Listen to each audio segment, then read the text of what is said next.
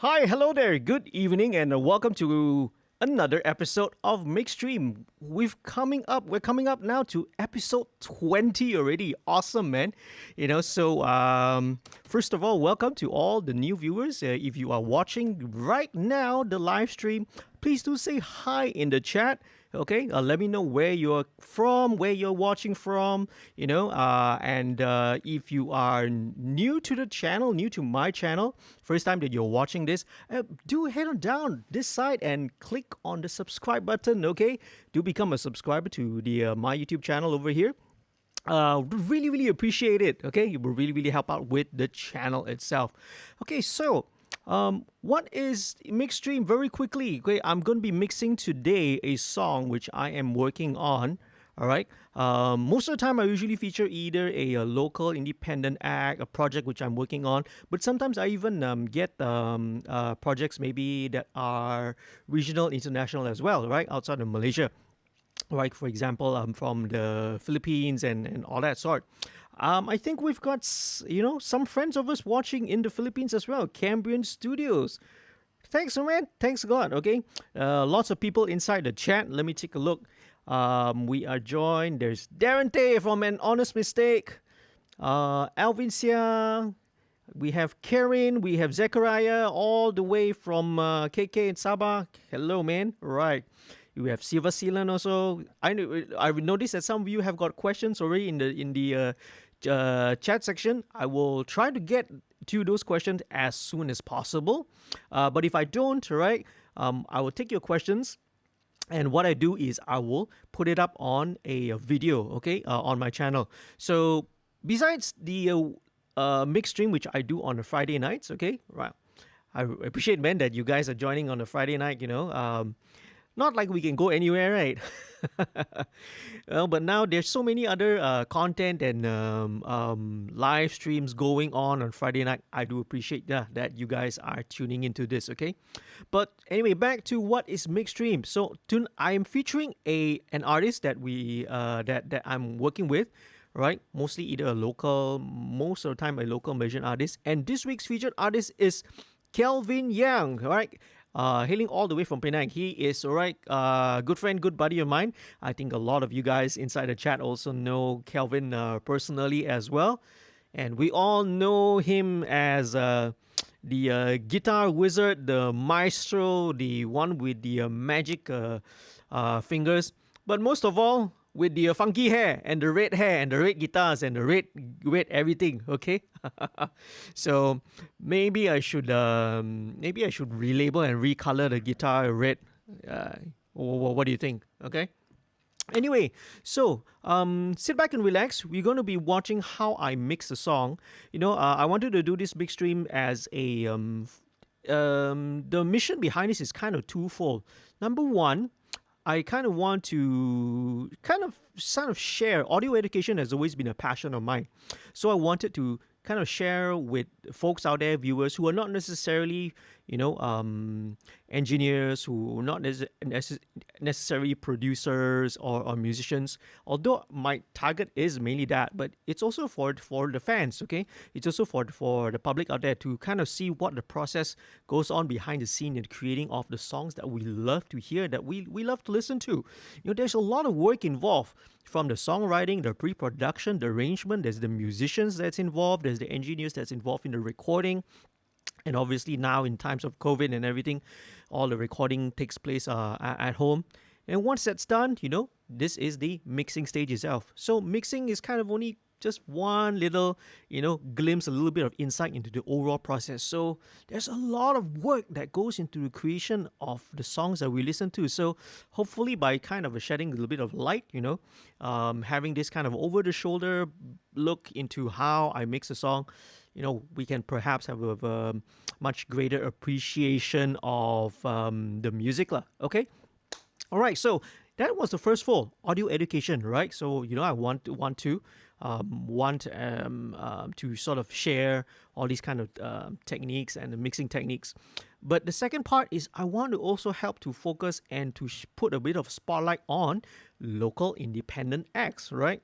Again, it's not necessarily restricted to Malaysia, lah, but local, regional, as long as you're an independent act, I kind of want to give a showcase as well. So here's where the Patreon subscription actually comes in about now. Musicians now, they have been out of work for a year plus. There are no gigs, no live concerts, no festivals, no more touring, no more of all that. Live gigging, live stream gigging, online gigs are very extremely unreliable source of income. Sometimes you don't even get anything as well. So if you want to support the artist, right, tonight, if you want to support Kelvyn, right, what you can do is actually you head on down, you check out there, up there you can see in the text, right, get on to the my Patreon page, patreon.com/studio2105. Check it out. You can sign up there with a subscription, right? There are different tiers of subscriptions. Some of it from the lowest tier, if you want to show some support, if you want to help to support the channel financially, all the way up to the VIP tiers. Now, VIP tiers are even get lots of special perks and benefits. So, for example, one-on-one mentoring and tutorial sessions. We do this via remote nowadays. The technology is amazing nowadays. We can do all this remotely. And, behind the scenes content. And also, if you are VIP patrons, right, discount codes, So these discount codes can be applied towards any of the studio services over here, be it mixing or if you want to book studio time and all that, okay? So do check it out now. But if you do, and if you sign up to become a patron today, get in touch with me or drop a message inside. Use the code MixStream20, MixStream20, so that I know that if you sign up to become a patron, right, you want to support, right, the featured artist today lah. So 50% of the revenue, right, that's generated will go to the featured artist. Okay, so if you want to support, okay, head on down, go to the Patreon site, right, check out the different kind of tiers as well that you can subscribe. It's as low as $1 a month, right, which is about 4 ringgit a month. Then there's some other higher tiers as well. Do check it out, okay? So anyway, as I mentioned, if you have any questions or your comments, Kelvyn is also in the chat as well. Okay, so if you have any questions for Kelvyn, if you want to say, how much you love him, how much you love the music and all that, please feel free to do so. Okay, right? In the meantime, if you want to ask Kelvyn about any questions on what are his plans, any updates, what new material that he's putting out besides this song, go and check it out. Okay, I think Kelvyn recently just put out a new single, one of his latest recordings as well that I also mixed. So feel free to check it out. Okay, who else is in here? We got a couple of more folks as well. Who else? Right. Hey, Walter. Hi, Walter. Okay, Walter, right, is one of my our patron subscribers as well. Awesome, right? Walter is also another awesome guitarist. Who else did I miss out? Did I miss out on anyone? Emiya TV. Okay, cool. All right, so anyway, I'll check out the chat again later in the middle of the session. Without further ado, let's head on down, okay? All right. As usual, again, if you haven't subscribed, please do subscribe, okay? Now, without further ado, let's get on down. So, what's the first thing that I will always do? Okay, before we go down to all the nitty-gritty details, zooming into looking at all the individual parts, individual instruments, it's always good to always start a session by taking a look at the overall big picture first. It's referred to, this process is referred to as framing and discovery. We want to sort of pull up a rough mix, right? A rough mix of the song to sort of know, okay, what are the parts that are coming in, which part takes a lead, is there some other instrument that we need to highlight? So we want to frame and kind of put them in sort of a frame, in a rough framework, right, within the whole entire mix before we actually go into all the details. Because if you don't know what a big picture is, no point in straight away going and zooming in on the kick drum and then doing whatsoever EQ or processing without understanding the bigger picture, the context. So first things first, all right, I've already pulled up this rough mix. Probably for those of you who tuned in earlier, you kind of were listening to a little bit of it, but that was not all the instrumental elements. So let's take a listen first. This is a rough mix, okay? So, all right, Kelvyn is a instrumental rocker. I actually don't know, right? Kelvyn's a musician, okay? An awesome musician and an awesome human being, right? To top it all off, right? Awesome guitarist, okay? So there are drums here. So these drums were recorded using electronic drums, you know? And this is actually becoming a lot common nowadays, especially, well, you know, with COVID and with all the isolation that we have to practice. I've been getting a lot more projects which are based on programmed drums, right? In fact, my own band also, you know, some of the latest stuff that we did are all programmed using, not programmed, sorry, electronics. So the great thing about electronic drums is that, for example, you know, things like Roland V drums, the Yamaha has the DTX drums as well. We keep the performance of the musician. That means you still have a real musician performing it.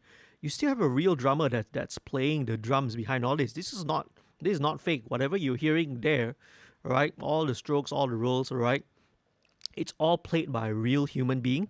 But with the ability, with the flexibility of MIDI to be able to resample, to be able to change sound, to be able to manipulate the sounds, flexibility, right? So it's the best of both worlds. You have the human factor because it's played by a real drummer, but you have the flexibility of MIDI, of tweaking the sounds, changing, you know, messing around with velocities and all that later on as well. So, so it's drums, it's bass, there is one little acoustic guitar track, some keyboards, the rhythm guitars, which consists of some distortion, some dirty guitars, the lead guitar, and we'll talk about lead guitar a little bit more in detail, okay? Because Kelvyn's got a very, very special approach to his lead guitar tone and his lead guitar sound. All right, probably one of these days, you know, we'll do a little interview with Kelvyn. What is his approach towards his lead guitar sound? You know, how has it evolved throughout the years? And you can look down here, a big chunk of all these choir vocals, all these down, you know, these purple color, red color tracks down here, right? Again, there's another interesting story. Actually, Darren, you can probably guess, you know, what Kelvyn had to go through to undergo this, because it's a very similar case and situation to what you had to do for, you know, your song, right? Your AHM, the Honest Mistake track. So without further ado, let's listen to a rough mix, okay? Here we go.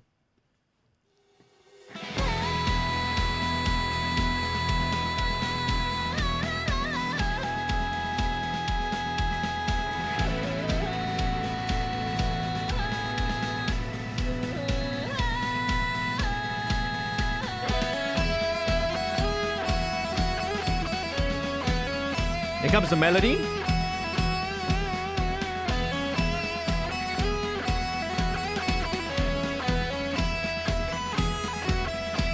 The choir kicks in.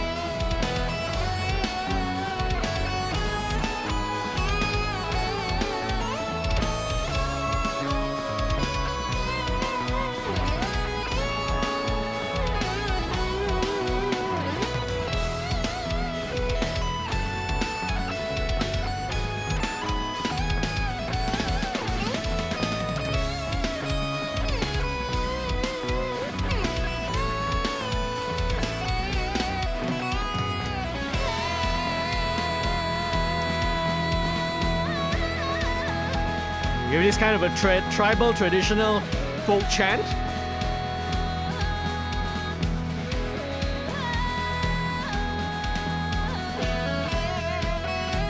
Back to the main melody.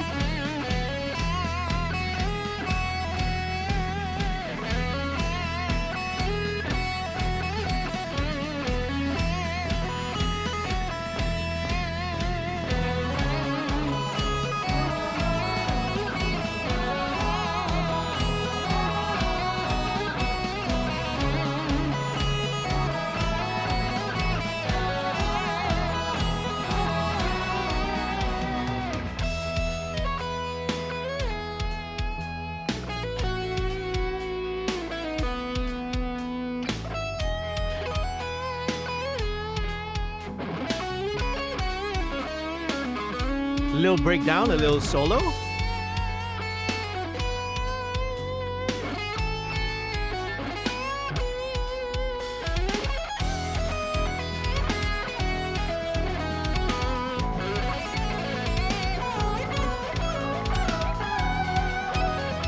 Cool. The choir goes in unison with the guitar line.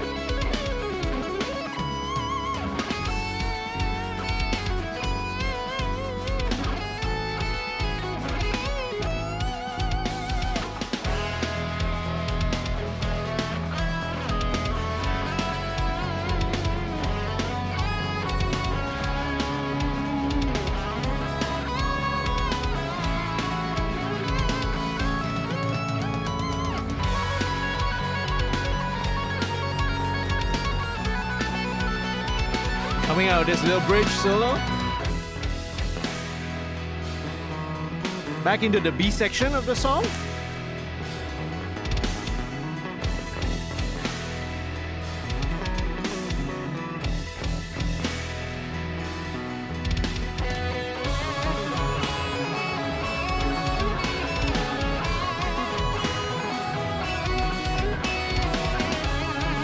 Lots of interesting stuff happening. Lots of stuff happening.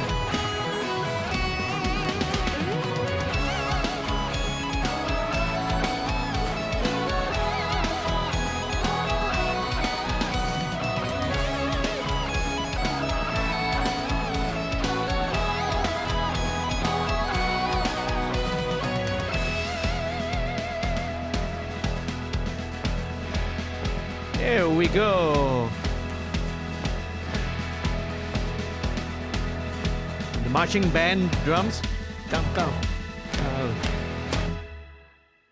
All right, okay. And that is the signature kind of a marching band outro over there. Cool. So that's the rough mix of the song. Okay. So now that I already have like an overall big picture look at the entire song, then only it's time to kind of go into the finer details. So there are lots of interesting stuff here. The choir, the vocal element is something that kind of Kelvyn's been recently experimenting.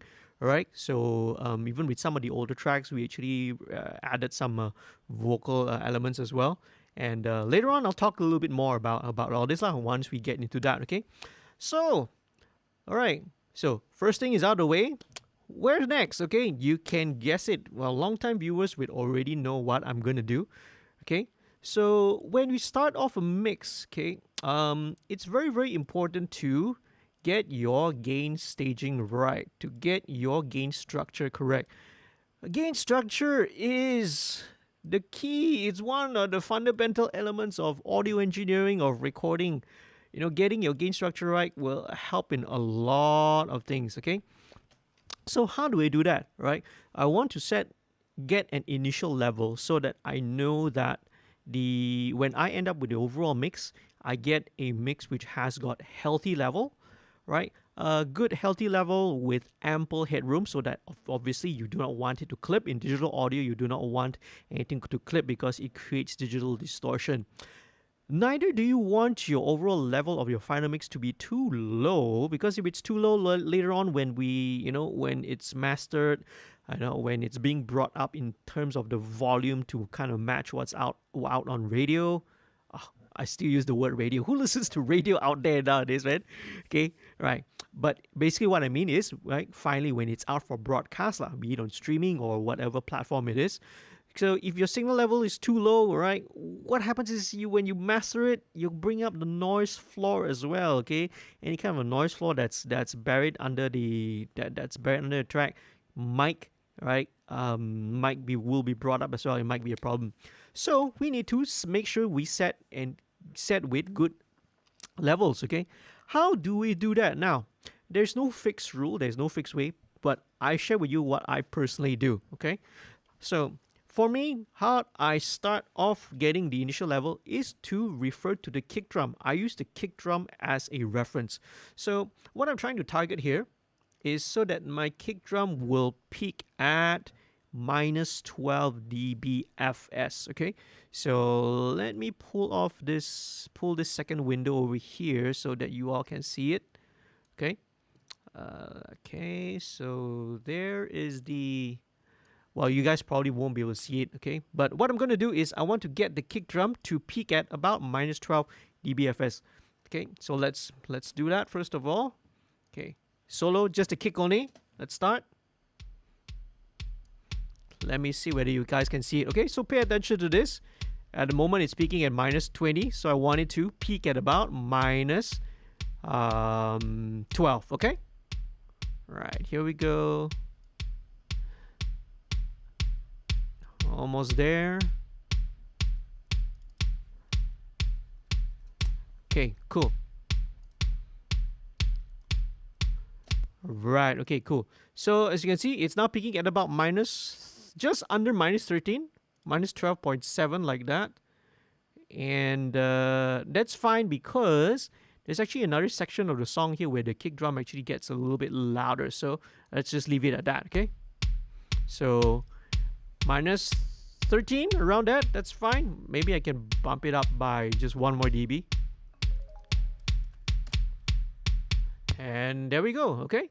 So that is, for me, that is my starting point. You know, once I get my kick drum to peak about minus 12, everything else, when you balance relative to that, it'll kind of give you, right, within a good ballpark lah. Right, a sufficiently good level of the mix, right, without clipping, you got enough headroom, and without being too soft as well. So let's start off at about that. Now, this minus 12 dBFS value is not a fixed value. You can, if you want to set it a little higher, a little lower, there's no wrong, there's no right or wrong, there's no rules, okay?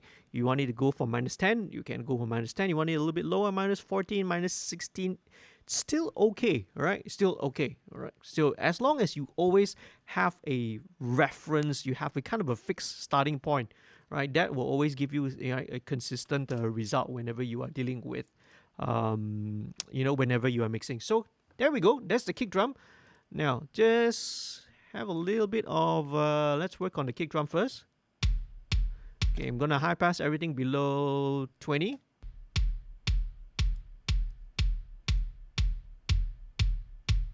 Okay, all right. So we get a little bit of the resonance here at about 100 hertz. Okay, so this 100 hertz here, this is actually the second harmonic, or no, first harmonic actually, sorry, right, because the root of the note is always the root. So second harmonic is an octave above. So the kick drums usually, right, depending on the size and depending on the tuning, right, the fundamental is usually between 50, 60, sometimes, if you have something that's tuned a little higher, up to 70 hertz. So logically, right, you will hear that there is actually a harmonic an octave higher at about 100 hertz, okay? So we're going to do a little scoop here just to kind of scoop out this 100 hertz. We don't really need it there, and this is going to be very helpful and useful because this is going to make some space for the bass guitar later on, okay? So let's move very quickly. Now, okay, cool. I don't feel I need to do much. So firstly, all right, firstly, because we really don't really know how this is going to interact with all the rest of the tracks first. So there's a saying that goes, right, we set and we don't forget. Set and don't forget. So we work on your processing. We do whatever EQ moves that we need. Okay, with the track. Move on, right? Move on.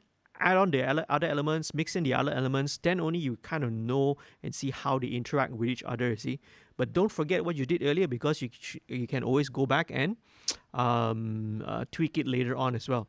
Now, if there's one thing with closed mic drums, okay, with the individual, like the closed parts, even though these are actually electronic drums, they were re-triggered using Stevens Slate drums, right, SSD 5. Even though it's that, my approach is still the same, okay?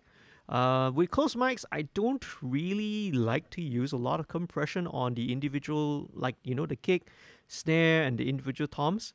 For me, I prefer, right, applying the compression on the overall drum bus, which I'll get to later. But what I will do is, right, put some limiting, okay? So this limiting, I will use a limiter, right, when it comes to the drums. So this is just gonna kind of just pick out the loudest peaks, pull out. Pick out the peaks, okay? There's a tongue twister there for you, man. I'm just kind of curious. This part sounds a little loud. Let me just play that for a second.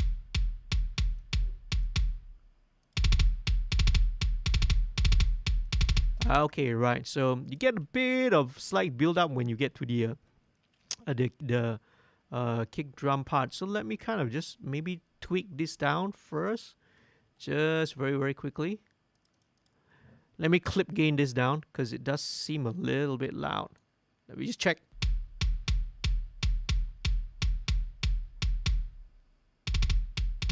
Okay, just a bit more. Cool, at about 2 dB, right?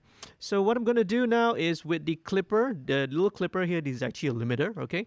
It's kind of a soft clipper, kind of a limiter. So what I want to do with this is just to catch the very, very top of the peak. So especially when we get to this double pedal, this fast double pedal section.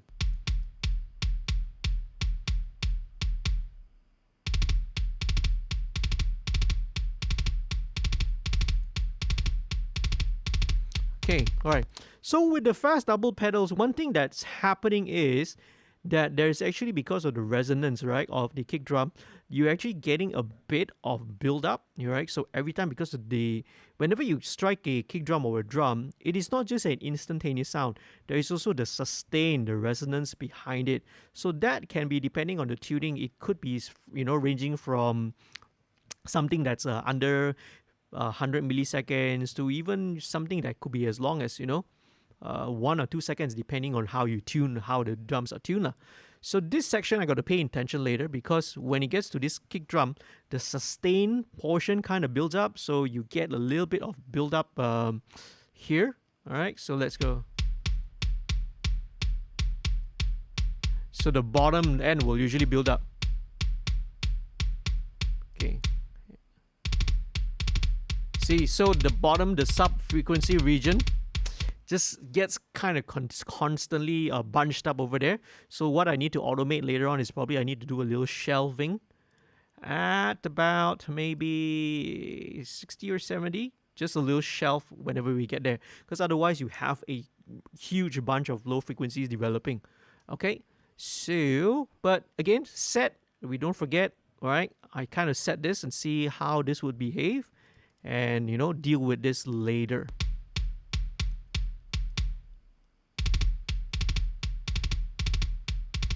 Okay, that's not the only part. There's actually another build up as well over here.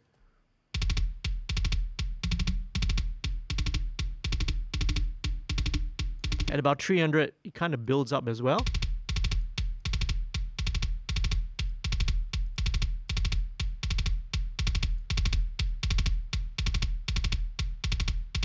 In fact, this shelving could actually go even higher, actually, to maybe about 100 hertz.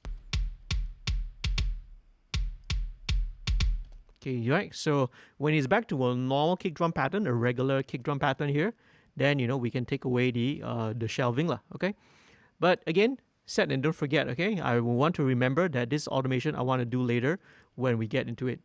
Okay, let's move on. Next thing, the snare drum. Okay, now, let me just talk a little bit of my routing over here. Now, all of these different tracks are all routed to a drum bus over this side. This one over here, this little drum bus here. See, when I solo this, all the, okay, well, not all, right? Because all of these are, there we go. Let me solo all the drum tracks. All of them are going into the drum bus, okay? So this makes your organization a little bit easier. Later on, you see I also have a bass group, right? Where I bus it all the bass tracks, even though it is just one, right? Because of my workflow and my template, I just bus it to there. All the distortion parts go into one, all the dirty rhythm parts go into their own group.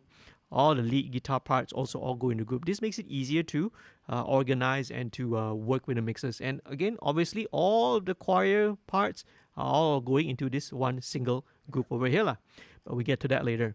Okay, so let's go now with the snare drum. So snare drum, okay. Let's listen how it sounds.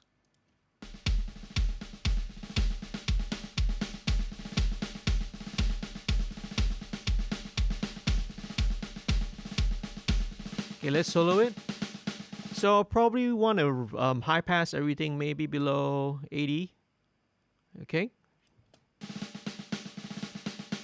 Okay. Now it's got a little bit of ring here. It's about 814 hertz. Let's do a little cut there. Okay, cool. Now what I want to do is I want to bring up all the ghost notes a little bit, okay? And there are many ways of doing it. You can use compression, that's one of the ways. But what I love to do and I've been using this in quite a lot of times, one of my favorite plugins, this is called MV2 by Waves.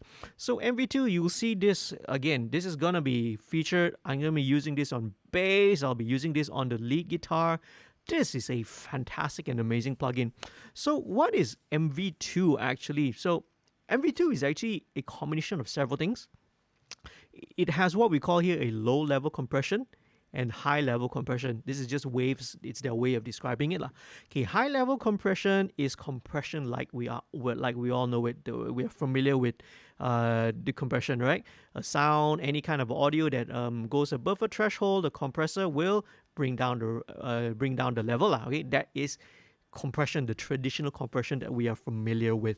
Now, low-level compression is something a little bit different. What it does here, all right, is kind of very, very special.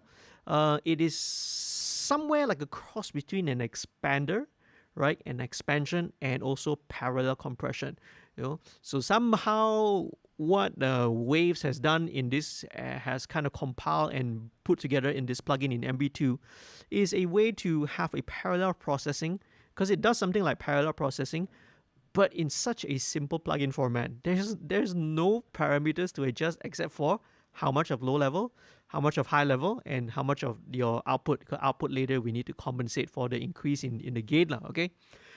In order to kind of do something similar to what MV2 does, we have to set up a lot more complex. We have to do a little bit more work, a little bit more routing. We have to do like parallel processing and stuff like that. But MV2 just makes it so simple. So let's check it out. Let's see what it does. So when I bring this up, it'll kind of bring out especially all the low level detail. So low level compression, it brings out all the low level detail like the ghost notes.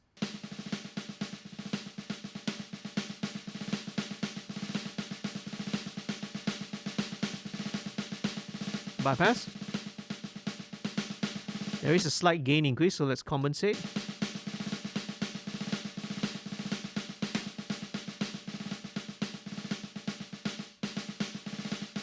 So what I'm hearing is that the regular hits, right, whenever that's on the accented hits, that's not being affected, okay? We're not using the high-level compression to bring down the peaks. Low-level compression is bringing out all the softer low-level details, right? Things like the ghost notes, all right, all the as well with the marching band the marching snare pattern, all those ghost notes, right, are being brought up. All those low-level details, where all the excitement and all the energy and the sustain lies there, it's being brought up. That's what MV2 does, lah. So it's really, really fantastic plugin. Okay, so if there's one plugin, if this goes on sale on Waves, which is always on sale, right? All these plugin companies, right? Whatever they say they have a special sale or whatever, you come back in like 2 weeks again, there's a sale again. So it's like forever on sale one lah, okay? Okay, so let's check it out. All right. Okay. Let's bypass without. See, the energy is kind of a little lesser.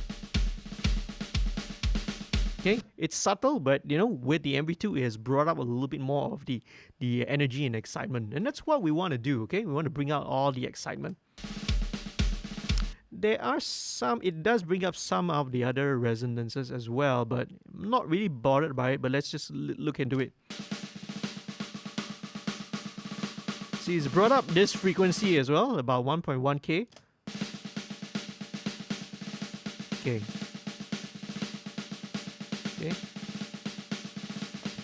Now, I'm not sure if you can actually hear some of these. If you're kind of just listening on a mobile device, right, you might not be able to pick up some of these idiosyncrasies. So I do recommend, if you have a good pair of headphones, or if you have the luxury of sitting in front of a good pair of speakers or monitor speakers, right, that will be the best way to be able to hear all this stuff, okay, or even a good set of earphones, right? It will help.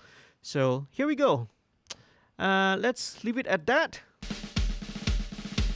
Great. Okay, awesome.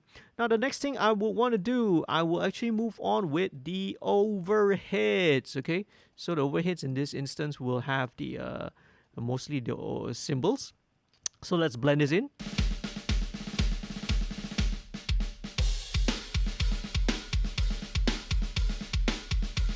Okay, so let's solo the overheads for a second.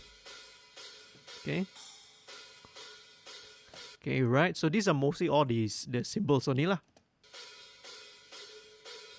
Okay, at about 450, there's all the information there. Let's kind of do a little scoop at 450.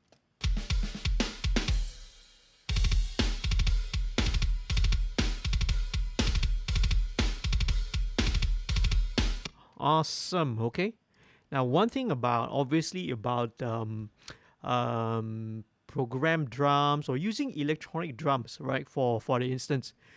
Now, it is definitely a lot easier for me as a mix engineer to work on it, because the samples that are being used, right, are already been recorded and been captured very, very pristinely, okay, usually in very, very, in multi-million-dollar world-class famous studios. For example, here this is being recorded. I think they use NRG Studios to record some of these drum kits. NRG is a recording studio in Hollywood. It's a legendary recording studio over there in LA, Hollywood. So there is always, of course, right, there still exists on to this day the debate of you shouldn't be using digital drums. You should, real musician, real band should only be using live drums. So what do you guys think, man? What's your opinion on digital drums, on program drums? What is it? Are you for it? Are you do you disagree with it? Do you think that it's cheating? Do you think that using drum samples and programming is cheating? It like cheapens the artist, or it cheapens the artistic value. What do you think, man? Right? Let me know what you I have my opinions. I actually done several videos. I've done a video on this in my channel as well. Again, do check it out and subscribe if you haven't done so, right? But let me know, right? What do you think? Okay, great, cool. Super easy, all right? Let's go with the room now, okay? So room is going to be interesting. We can play around with this.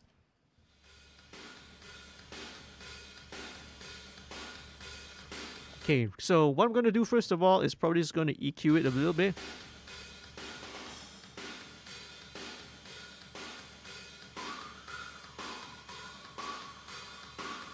Okay, there is a bit of a ring at about 1.1K.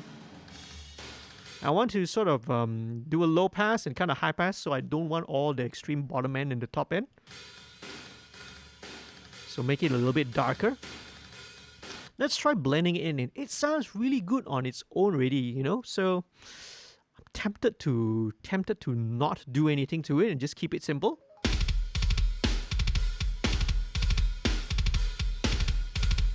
There we go. Okay, so the room is, basically the room is giving the size and the depth to it, because all the close mics, the kick drum, the kick, snare, hi-hat mics, the tom mics give you the very, very impactful in your face kind of sound, but it doesn't have the depth, right? The depth in the in a real drum sound really comes from the room where it's recorded. So the questions always say that, what are the key elements to getting a good drum sound? Okay, it is obviously definitely, right, you need to have a good player, very consistent, consistent in terms of obviously tempo, obviously your dynamics as well. Need to be a very consistent player, a good balance between the skins, the kick, the snare, the toms, and right, the cymbals, right? So a good drummer will know how to balance between that, right? So good drummer, good drum kit, right? Well tuned. Your hits should be well taken care of, well maintained. The kit itself, right, should be tuned obviously before you actually record it. And but take note, right? I didn't say it must be an expensive drum kit. It just needs to be well tuned, well taken care of, right? Right. It makes a whole world of difference just to tune your kit as well. Now, last but not least, right, the room plays a huge impact on the drum sound. Now, of course, if the style of music that you're going for is a little bit more intimate, or for example, let's say maybe jazz, a little bit more acousticy, where it's not really important to have a huge, big drum sound, massive kind of a drum sound going on behind, then the room is not so important. Or if you're going for maybe a style which is you want a very dry, very, very tight drum sound. Okay, for example, funk or Motown or kind of a soul gospel kind of a thing. You want the drums to be a little bit more tighter sounding, then fine, the room is not so important. But with rock drums, right, man, right, the room is really where the ingredient is. Okay, now I said I want to do something, and what I want to do here is I kind of want to play around and mess around with. I want to experiment a little bit with a bit of some saturation and compression and see. So let me take the Kilohertz Multipass. This is one of the software that is under. They changed the interface a little bit. Okay, with this update. Okay, it's a little bit different. All right, let's look at it. Hello, where are we going? Okay, there we go. Slate Digital. Let's go with multi-band saturation and distortion. Okay, let's go and check it out. Okay. Let's see. Where is the mix knob? Is everything still the same? It's still the same, right? Okay. Pretty much everything is still the same. Some of the user interface has different. Let me bring this down first. I'm just worried that it's going to be super loud. Let's check it out.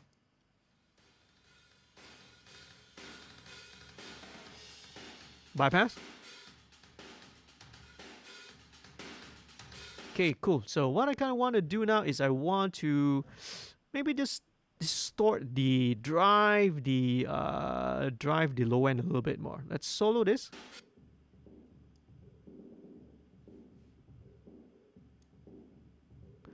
This is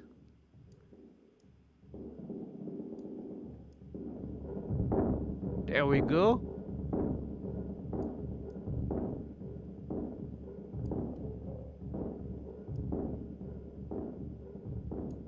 Let's bring this down.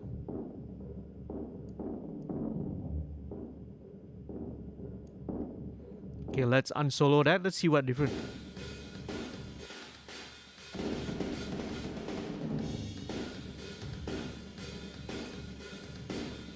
Maybe saturate a little bit more on the top. No, not really. Okay, let's boot this up. Oh, that's actually fine. That's actually better. Actually, let me turn this back down. Let me play with the saturation on the overall, because this one is just focusing on this band.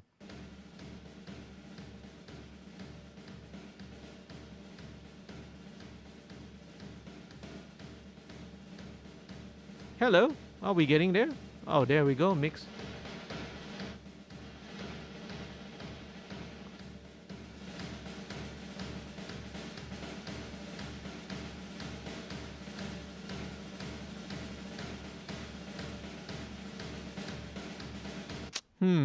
It's not really doing what I want. Not really doing what I want.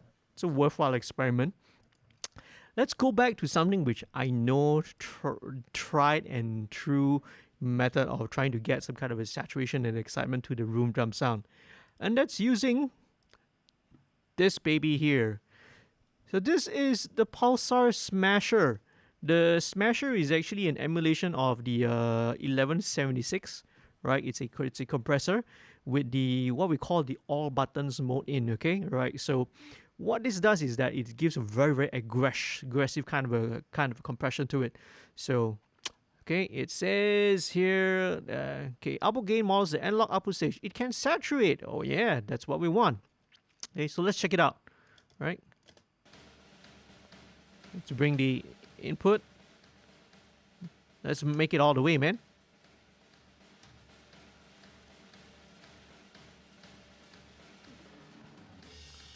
See, it's a little bit distorted. Bypass. This is without. Let's increase the mix up.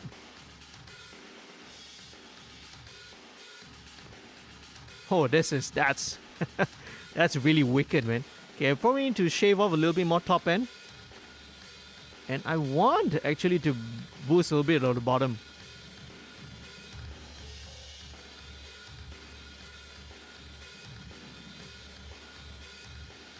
We need to shape this a little bit. Take out about 200. Okay, let's blend it in now.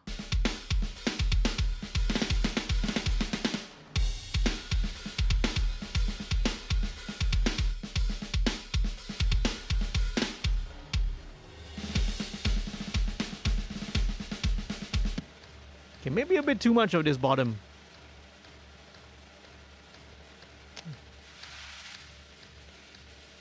Oh, let's change it to parametric. Let's take out about 670.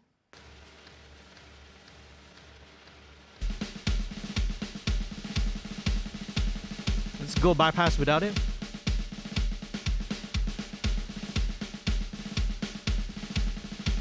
Okay, it's a little subtle once you blend it in and mix it in this way. You know, it just adds a little bit of excitement to the overall room drum sound.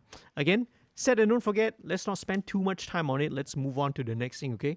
I may, if I want to, just add a little bit more saturation later, right, in the overall drum bus as well. Hi-hat, very simple, okay?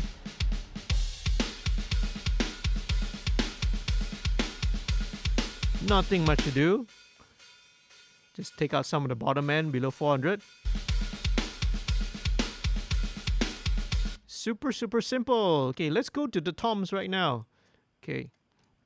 Now, let's go with, let's say maybe this. Let's go with the first tom, which is a 10-inch tom. Okay.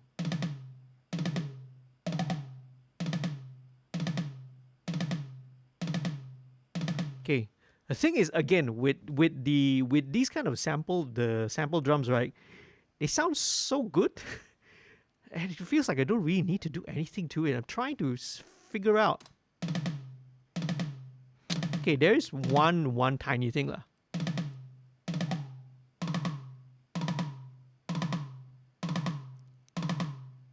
Add about 1K, right?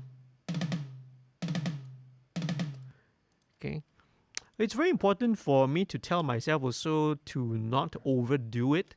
Because there's always the temptation to, we got to do, every track also must have some kind of processing. Sometimes less is more, you know? Sometimes really less is more. All you need to do is just high pass or low pass, and then that's it. Again, not much. About 600 hertz. You know, all these, the Steven Slate, the sample drums are so good already that there's not much that needs to be done, man. Okay, this is the bottom tom, floor tom. Okay, floor tom will have a little bit more resonances again because of the nature of the instrument, the size. So it's about 600 also, you know. So this could be actually a factor of maybe either the kit or the mic or the room that they actually sampled the drum in. So it's about there, 600. One more here, 270. Okay, so again, just a little bit. Here we go. Okay, here we go.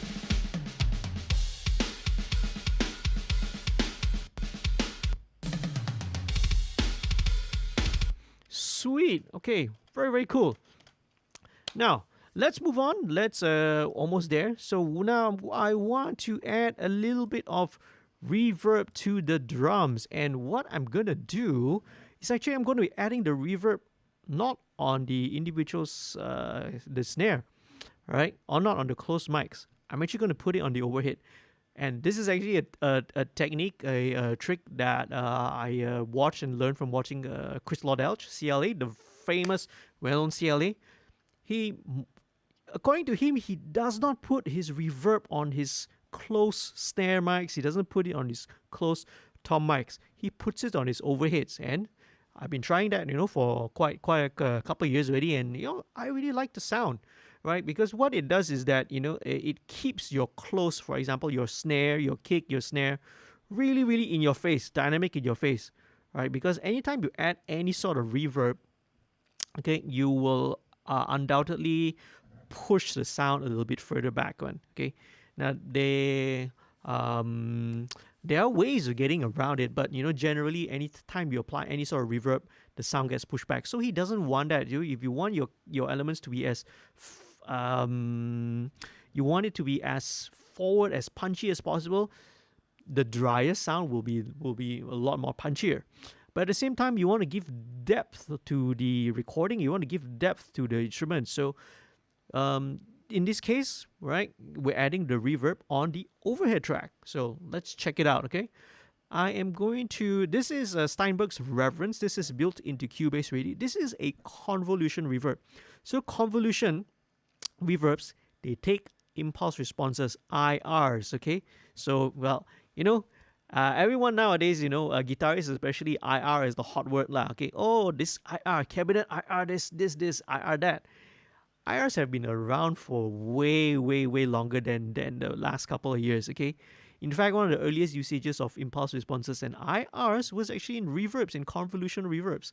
So convolution reverbs and all that, right? It's the same principle. An impulse response, right, is usually a burst of white noise, run through either a piece of equipment, either a cabinet, a guitar amp, it could be a hardware unit. You can also, pump an IR out into a hall, a space, for example.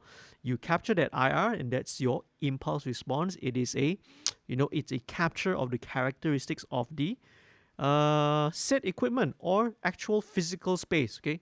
So this is what it does. So we're going to load an IR. So I have a huge collection of impulse responses that is in here. And in fact, if you want to get access to all these IRs, right, what you do is you sign up to the mailing list, okay? It will take you to a page where you can download the IRs, okay? Links all in the description below, okay? And subscribe if you haven't done so.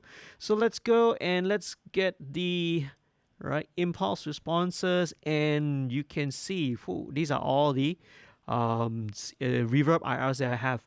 These from the Eventide Eclipse, Eventide H3000, Lexicon 480, 480, like all the different Lexicon effects units, the Sony DRE TC6000, the Final Fantasy, the Bricasti M7, then the good old Yamaha SPX 990, and this is what I'm going to use, okay? I'm going to go into it. So, SPX 990, I don't know if anyone knows where or familiar with that. It's a fairly inexpensive and effects unit, but it's got so many usable sounds, man. And one of the ones that I'm going to use, a favorite, is this one, snare plate. Yeah, okay? So let's check it out. Let's kind of solo the overheads and see, right?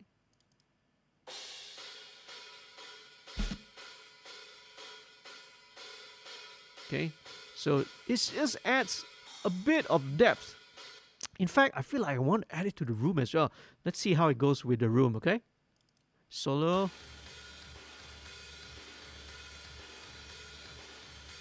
Interesting. Okay, no, I guess the room doesn't need it. The room with already all the compression is already bringing out all the ambience in it already. So, nah, we don't need it, okay? In fact, I want to back it off a little bit. Maybe about 78%. Yeah, back it off because 100% was a little too much. Let's check it out now.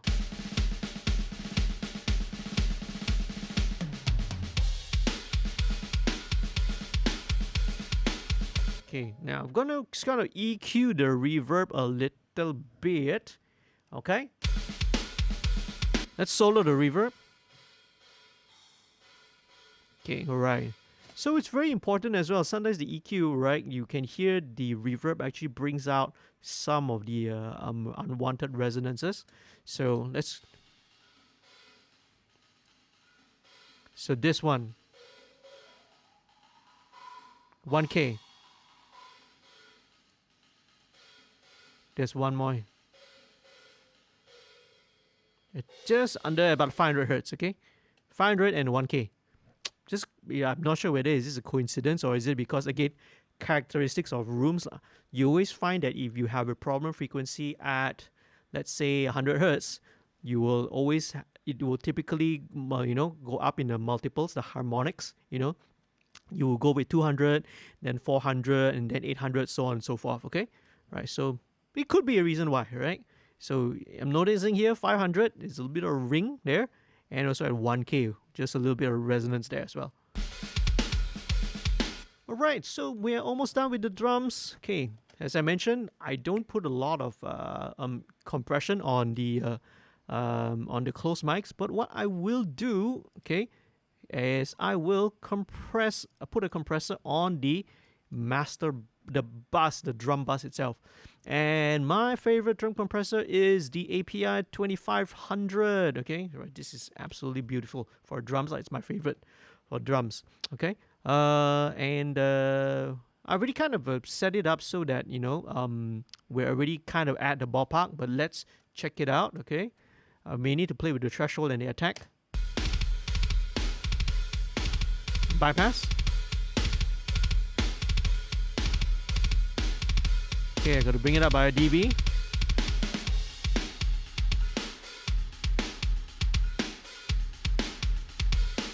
Definitely adds a bit more energy, man. Again, right?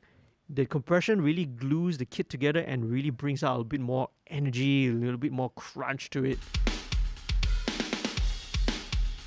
Okay, now what if I play around with the attack? Okay, I'm quite happy, right, with the attack. This is the fastest attack setting, right, 0.03 milliseconds, which is super fast actually.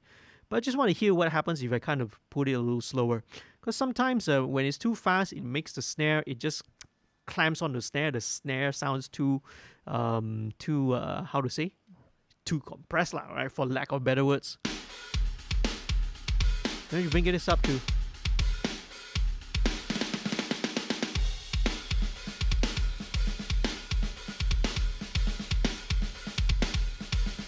Okay, cool.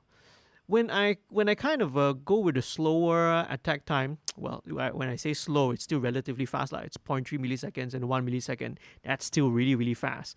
Okay. What I kind of notice is that some of the bottom end of the snare comes back up again. So I kind of like that, but again, set. We don't forget. Okay. Sometimes I will kind of tweak this as well. Let's put it to about 0.3 milliseconds. Okay, let's do a comparison, okay? So.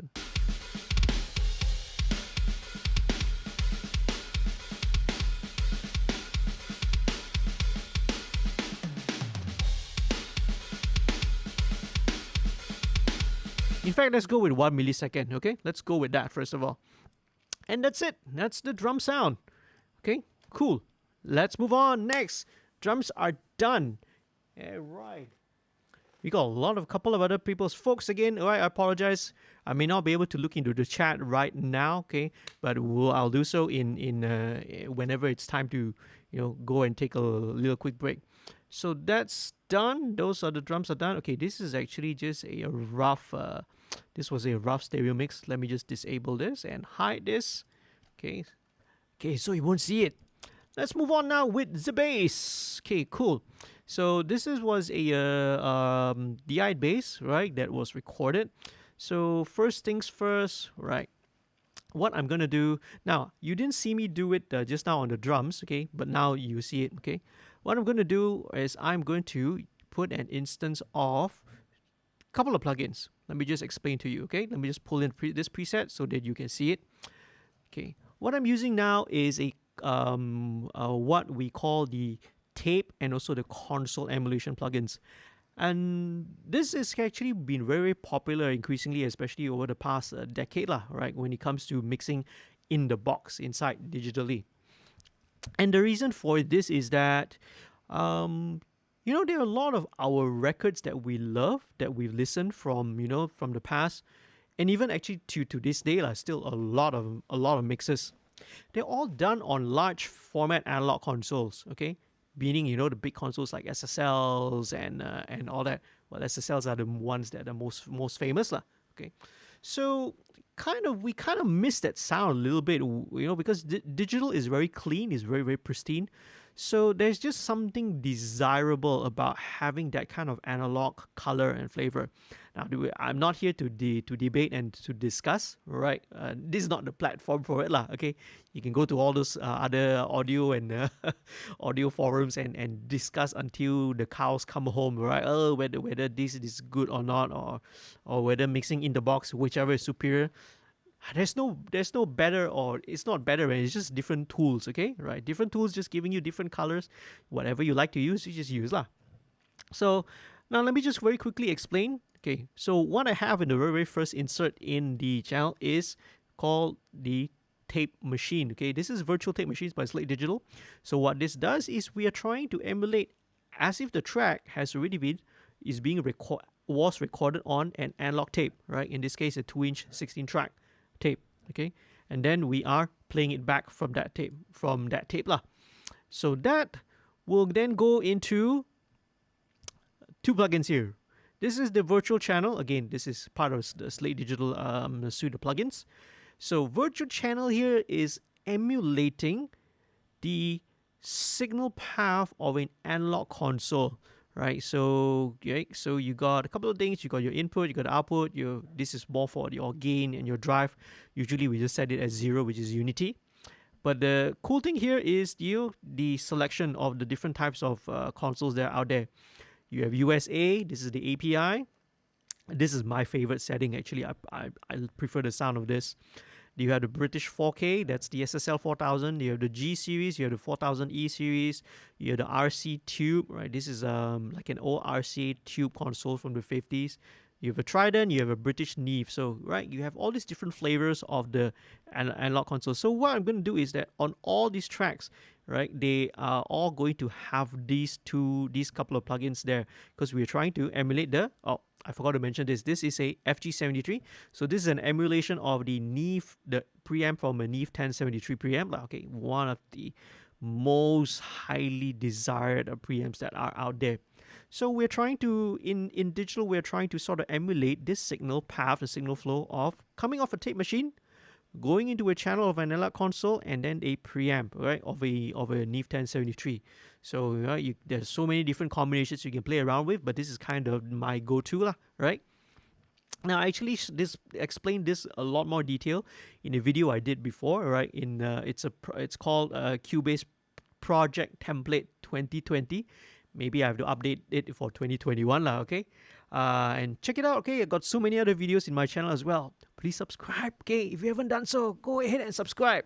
And again, if you want to support, right, Kelvyn, if you want to support the featured artists, head on to Patreon and sign up to become a subscriber, okay? So here we go. So on bass, this is going to be done. I did not do this on the drums, not because it's not there, but when I was exporting the MIDI track into audio, I actually ran it through those plugins already. So that's why you see on the toms, I don't have it there. On all the drum tracks, there's nothing. because when I bounced it, I already bounced it with those plugins, okay? So hopefully that clears it up. So first things first, I do a little high pass at 20 hertz, right? Just a good habit to do so. And what I am going to do is, because this is a DI track, what I'm going to do is I want to duplicate it. Okay, so what I'm going to do with the second one is I want to experiment a little bit. Okay, let me just set maybe a rough level for the bass first.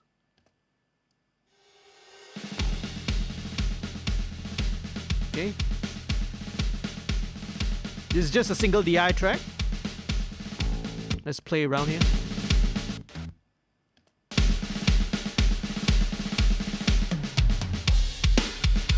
Oh, hang on. Why did I accidentally brought the drums up? Okay, sorry.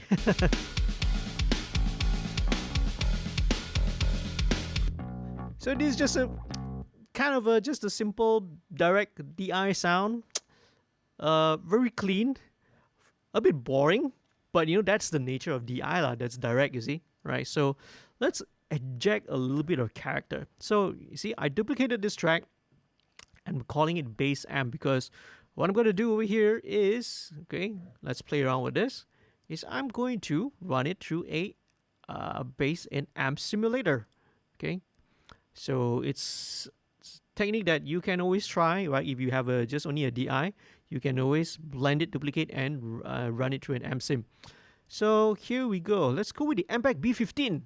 This is, right, this is under Brainworks. This is an actual authorized by Ampac, the Portaflex, right, the flip top, the 1x15 combo. People refer this as the most recorded bass amp in the world, okay? This is the Ampac B15 lah. So let's check it out. So this one, what I want to do is let's go and play around with, let's go with the 1964 channel first. What I want to do is get a lot of character out of this, okay? Because the DI track is clean, right? It's clean, it's very, very pristine. But now I want to get the character out of the bass. Instantly, right? Without doing anything, it already sounds dope already, okay? It already sounds dope. But let's try to get a little bit of crunch, a little bit of grunt out of it. So we do it by bringing up the gain.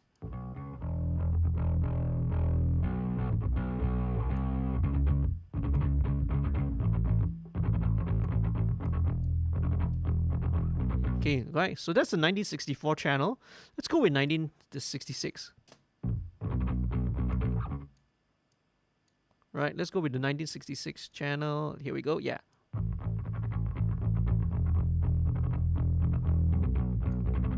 So 1966 kind of has a little bit more headroom. Right, let's go with, let's say maybe the high. Is this the high input? Okay. Yeah, this is the low input one. Okay. I kind of prefer the 1964. A little bit more grit to it. A little bit more grit. And that's what we want, right? We want grit.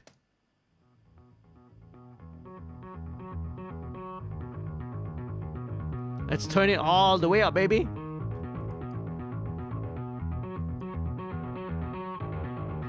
So it's almost like, you know, you can hear the distortion now on it. So this is the low gain input. Let's go with the high gain input. Woohoo! Oh, that is beautiful, man. Okay, so let me go and kind of compensate first, because we need to compensate the power soak, the output. This is the DI. Okay, let me adjust a little bit. Let's tighten it up. We don't really need...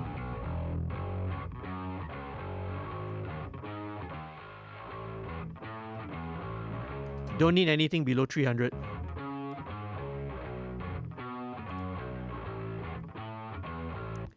And let's play around and see once we blend it in with the clean DI.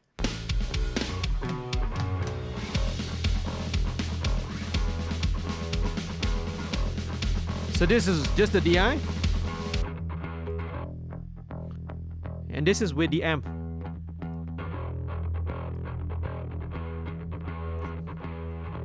Lovely, okay? Now in solo, it probably sounds a bit too much, okay? But again, we have to listen to it. Bear in mind later on we have the distortion. We have to bring it in context lah. And let's see. Okay, now I want to just maybe sculpt this a little bit more.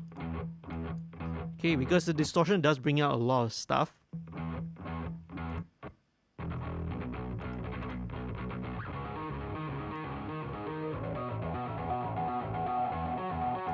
It brings out at about 740 that.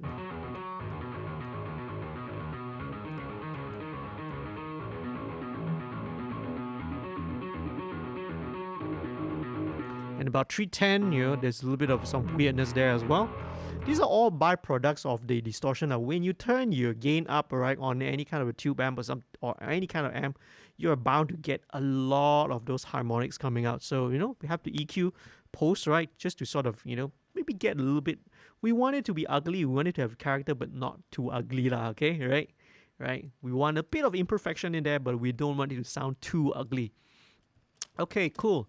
So let's get a good blend between the two.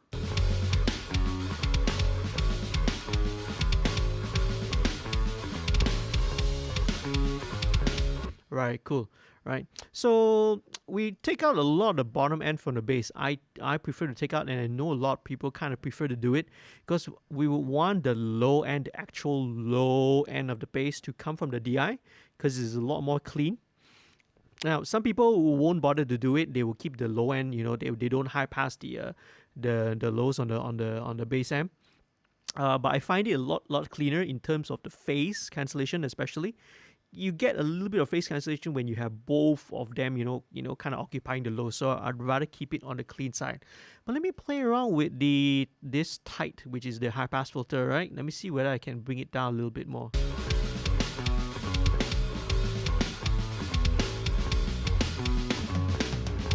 Okay, now it gets a bit woolly there already.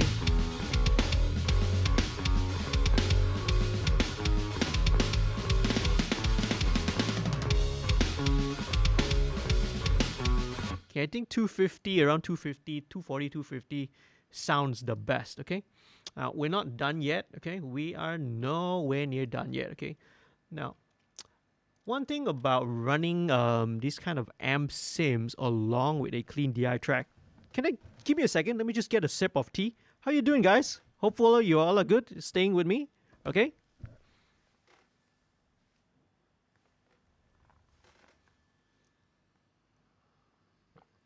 Wow, we got a lot of folks over there, man, inside the chats section. Awesome. Okay, grab a cup of tea.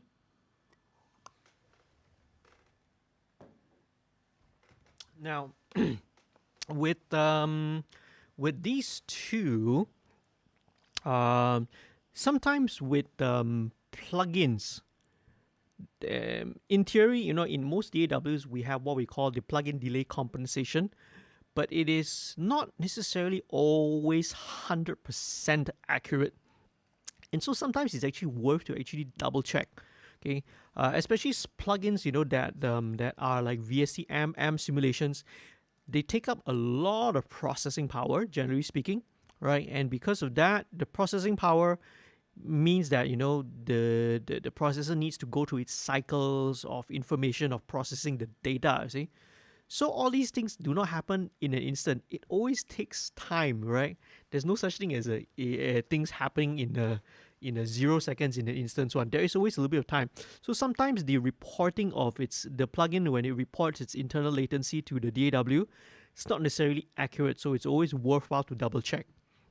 Okay, so how are we going to do that? Now, it's not actually very easy to do. Okay, sometimes you also find this similar situation when, let's say, you are recording a bass amp in real life, a real bass amp, and with a DI. Sometimes you will find that the amp signal will always be a little bit late, because the signal has to go through the guitar, from the guitar out to the amp, through the circuitry of the amp, push through the speaker cone, through the microphone, back again. So there's always that microsecond or maybe 1 millisecond delay, right, when the bass amp is. So that's something you always need to check out. But again, that's a video for another time, another day lah. So I want to double check now and make sure that, you know, my DI track and the amp track is we want it to be as phase coherent as possible. So let's check it out, okay? What I'm going to do is, firstly, let's pan both of these guys, left and right. You may be wondering why. And let's go into the bass group, okay? So again, bass tracks all are going to a bass group. Let me bypass all this stuff. We'll talk a little bit more about all this later. Bypass all that. And what I'm going to use in here is a plugin called In Phase, okay? All right, cool. So this is actually a phase checking tool. It's a tool that allows me to check the phase of various different sources. So in this case, I've set it up as the stereo mode, and as you can see, I've panned the bass amp left, the bass amp to the right, and the bass DI to the left. Let me just rename this as DI so it's a little bit clearer. So how are we gonna do it? All right, I'll demonstrate to you in a short while. So let's just probably play a section, any section of the bass. Probably something with a little bit more melodic, with the longer lines. And it says it's ready to capture. So what we do is we press play, capture, bass, stereo bass. Very interesting. There we go, okay? And it just takes like a couple of seconds and it gives you the result already. So this is actually capturing the little sample, the snippet of the audio. So the channel one up here, this would be the left, this would be the bass DI. The one at the bottom, the yellow waveform, that would be the bass amp. You can immediately see, right, the DI waveform looks like this. You can see the transients are very clear, whereas the one going to the amp, right, is a little bit saturated, is a little bit distorted already. Let's zoom in and take a look at the waveform in a little bit more detail. Let's look at this. We want to look at the start of the note. And voila, you can kind of look and see that there's some slight differences. So for here example, you see this peak goes up, and then when it goes this peak down here, instead it's down here, right? So when this lines up, this waveform, the positive waveform on the DI goes positive, the one on the amp goes negative instead. So this really tells you that there's a little bit of phase cancellation going on, right? Whenever one waveform is going up positive in one direction, if there's another one that's happening in the negative, you get some sort of cancellation, you see. And there are other telltale signs as well. Down here, this plugin has what we call a correlation meter. So this kind of gives you a visual indication of how much of phase, clash, phase, a bit of a phase coherency there is lah. So it's displaying now a value of -10, and generally speaking, positive values are good. You got good phase coherency, and negative values telling you that, oh, okay, there's some phase cancellation going on in there already. So, right, immediately, right, it goes to the yellow, this side, it's negative correlation.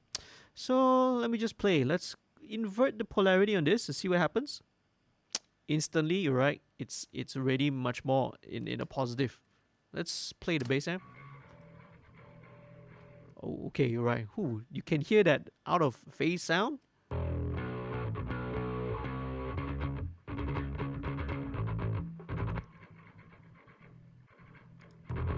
Okay, very interesting. Very interesting. So what I want to do right now is I'm going to play around with it and see what happens if I pull this. I'm going to drag and delay the DI track a little bit further back, okay? So let's pull this back and see what happens. You can see the correlation value actually gets better, right? So, okay.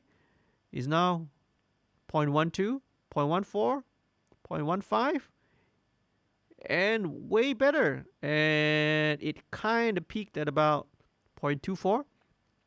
So you see, right? Now the DI track is actually a little earlier ahead of the amp track, because the amp track has already gone to a little bit of processing, so there's a slight delay to it. So you can sort of see it's a little bit, the waveform kind of gets a little bit more coherent with each other. Slightly, it's not going to be 100% identical, because first of all, again, one is a DI, one is going through the amp and also being saturated, being distorted by the amp circuitry. But we're kind of pulling this. So this is right 0.24. This gives a much better value than just now, you see. So what I want to take into account is this one. So I have delayed the DI track by 2.12 milliseconds. Let's compare and see, okay? Let's compare, right? So now what I'm going to do is I'll deactivate the in phase. Let's make sure both of them are back mono. And I'm going to put in the value in here. This is in Cubase, this is called the track. What is this called? Track delay in milliseconds. So 2.12. Let's listen to the bass, okay? Let's listen to it, right? So let's have this engaged.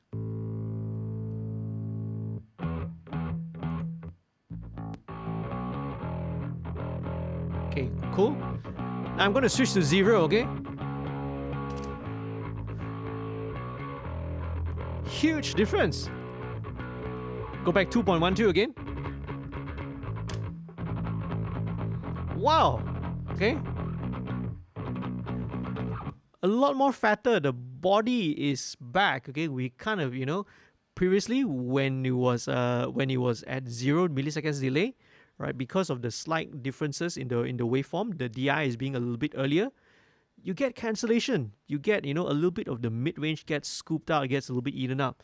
So with just by bringing and delaying this track by 2.12 milliseconds, instant improvement to the bass sound. It gets fatter, a little bit. Everything is more mid-range, more fatter, more low end, more of everything, without even touching the EQ at all. So a lot of sometimes issues when we talk about something sounds thin, your recording sounds thin, this track sounds thin, or something is not fat. Very often the cause is actually phase cancellation. So that's why it's very, very important when we talk about recording too, right? If you watch any of my videos, I emphasize so much on phase, making sure things are in phase lah. So there we go, all right? Instantly between just by delaying the track, an improvement in the bass sound already. Okay, so let's move on. Now let's get rid of this. Now I'm gonna show you now what I put in my bass group. Okay, so the first thing I have with here is Wave C4. This is a multi-band compressor, but a multi-band compressor. But I'm only using one band, which is the low band. What this is going to do is that it's kind of going to only control only the very lowest frequencies, the actual low lows, right, of the bass. In this case, it's about 180 hertz below. So let me just solo this for a second.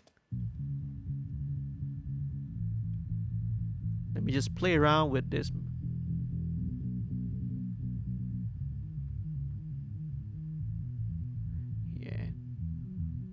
Yeah, 180 is usually a good starting point. So everything about 180 is maybe sometimes you want to go up to maybe 200. Okay, so all those low frequencies are going to be controlled. It's going to be gently massaged by the waves compressor. Okay, the attack is fairly slow. It's about 65 milliseconds. Okay, release also is fairly medium as well. So it's subtle. So it's a gentle massaging of the low end. What it's going to do is that this, when you do a little bit of compression here on the lows, it won't cause the following processes to work so hard. Especially in digital, when you force some of the plugins like your compressors to work super hard, right? They kind of don't sound good. They don't sound that good. Oh, excuse me, something kind of flew into my eye. I wonder what's that. Okay, so a good approach in here is to apply some processing in series, and you see what goes on, all right, especially in the bass. So C4, that's the first thing. Now the second thing here, this is called the Sound Radix Surfer EQ by Focusrite. Okay, so Surfer EQ, the Sound Radix is a company that produces quite fancy, very, very advanced plugins. And why is it advanced? It's called the Surfer EQ because this band here, right, is called the Surfer band. It's an intelligent plugin that will track the frequency of the source audio that you're playing it. So pay attention, okay? I'll just play the bass, then you take a look at this little green thing. See, it's jumping, following the note. Okay, it's a bit too fast for it. Let's go to, there you go.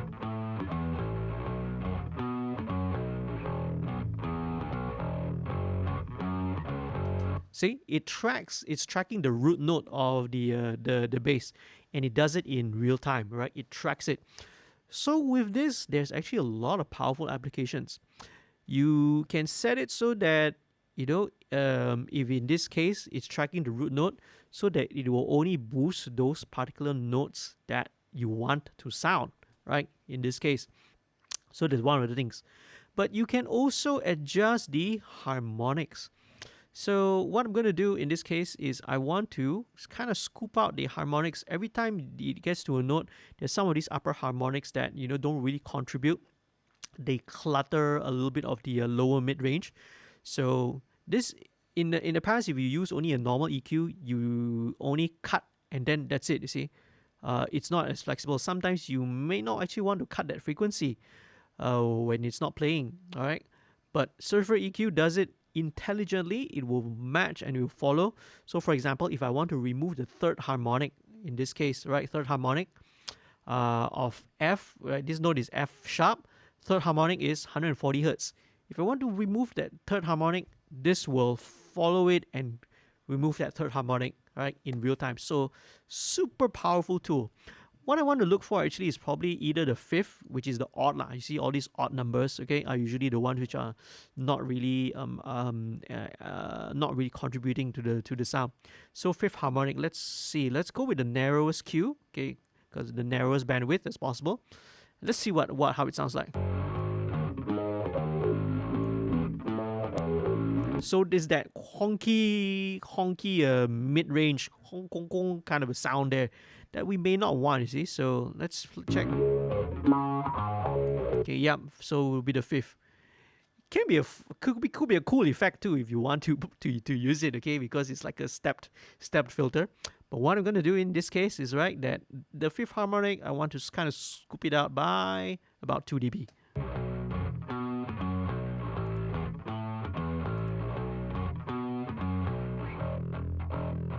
Okay, right, and this is just to sort of clean up that low mid, but in an intelligent way, because it tracks the fundamental of the note. Okay, so this is a they call this the Focusrite edition, because actually if you are a owner of any Focusrite or Novation hardware, right, if you register your hardware, you register your software, you go to Focusrite, the website, you can download. This is actually free, okay, for Focusrite hardware users. So check it out, okay. Okay, so that's what I use it for. Let's move on to the next one. So I said we're processing in series, right? So C4 earlier on, just to control the bottom end.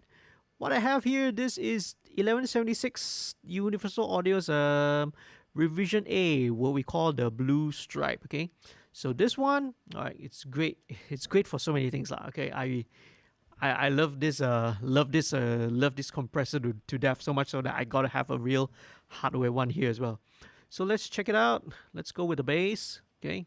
Okay, let's turn it on first of all. I'll bring the output down, and this is gonna bring out a lot more of the character. Now, I'm not really using the 1176 for compression. Yes, there is some compression and gain control, but I'm using it more for the tone, for the color, because it gives a little bit of color. The blue stripe is the revision A, is the older version, so it's a little bit more, I would say, has a little bit more distortion to it, slightly more crunch, grit to it. Whereas you have the later versions, the 1176 revision E, the black face ones that we call it, those are a lot cleaner, as the the newer updated versions, they improve the circuitry so it gets a little cleaner. But the old ones have a little bit of charm, you see, you have this character in there. So that's why in this case I'm using the revision A, the blue stripe version. Immediately the sustain,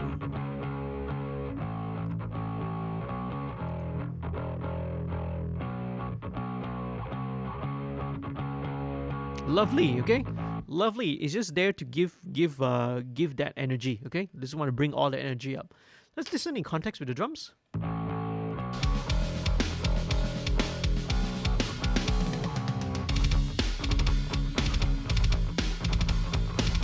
Bypass. A little bit of wonky, woofy down there, right? Without it. Yeah, with it, when it's engaged, it's like sits really, really nicely there. Okay, cool. We're not done yet, okay? Right after that, I have this instance of Bass Rider by Waves, okay? So this is also another relatively new style of plugin. It's one of those intelligent plugins as well. What this does is that you can set a target value for the source instrument, in this case the bass, and this is as if you have somebody who responds in lightning fast time to keep that bass level. This is not a compressor, although you can kind of use it in that way, because this is not doing a gain reduction. This is actually riding the gain of the audio, right, in real time. It has a look ahead, so it can look ahead at how the audio, the levels are coming in, and adjust accordingly, you see. So again, super simple plugin. There's the range, right? The range setting. This is the rider, which you can sort of see, right? It's like a fader.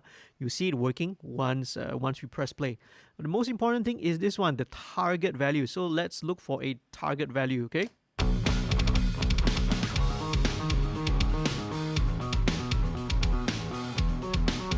So around there.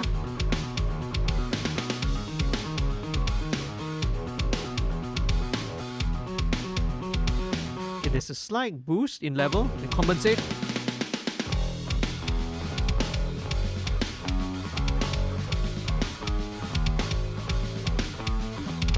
So this just brings another level of consistency to the bass. So you can see some of the notes, right? If without it, okay, especially that little ascending line, let's bypass it. You hear that some of the notes kind of disappear a little bit underneath, right? A little bit lah.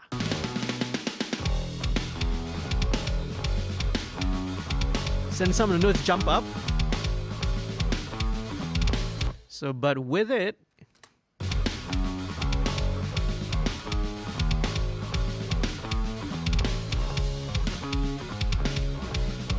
it makes sure that all of the notes are really consistent and even at that level, man. So this is a beautiful plugin to work with, okay? So there we go. Set, and don't forget, let's move on to the next thing quickly. Hey, this looks familiar. This is our good friend MV2 again. So MV2, as I mentioned, is very versatile plugin. I'm going to use it too, all right? Again, I want to sort of bring out the energy in the track. I love to use this to bring out the energy and excitement. And the energy and excitement all comes from all the low-level detail, you know. There's things such as the transients, the sustain. It's not necessarily always about the, not transient, right? It's all about all the low-level details. It's not necessarily always about the peaks or the transients which give the impact and energy. Sometimes all this low-level stuff is the one that brings out the energy as well. So here we go. Okay, I'm going to bring this up. Let's solo the bass.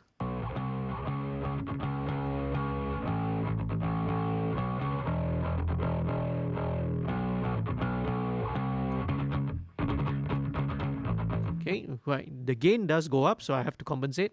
Remember, always when you do some kind of processing, always make sure you do equal volume comparison, right? Because our human ear, right, it's a psychoacoustic phenomenon, is very easily fooled. We usually associate something that's louder to be better, but that's not necessarily true, okay? Not necessarily true. So we must always do an actual equal volume comparison to see that whatever we're doing, are we actually making it better or not? Or is it just because it sounds louder, then, oh wow, it's more impressive, okay? Here we go, okay?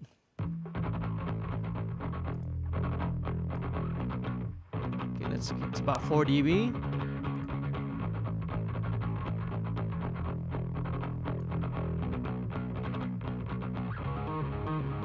Okay, especially this part.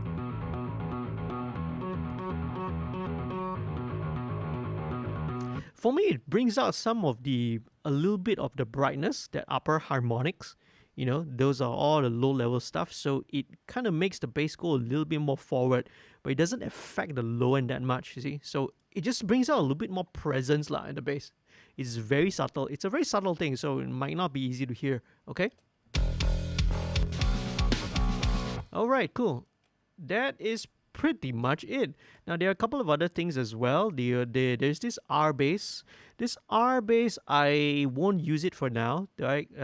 This is it's more of a bass, like a harmonic generator. This is more of whenever if I encounter a situation where the bass that's being sent to me, it sounds a little bit thin, a little bit weak, a little bit anemic, then I'll use this to, right, beef it out a little bit. But quite many times, I kind of don't use it that much, okay? Only in certain situations only I'll use it, because with these kind of plugins, again, you can overdo. It's very easy to overdo, to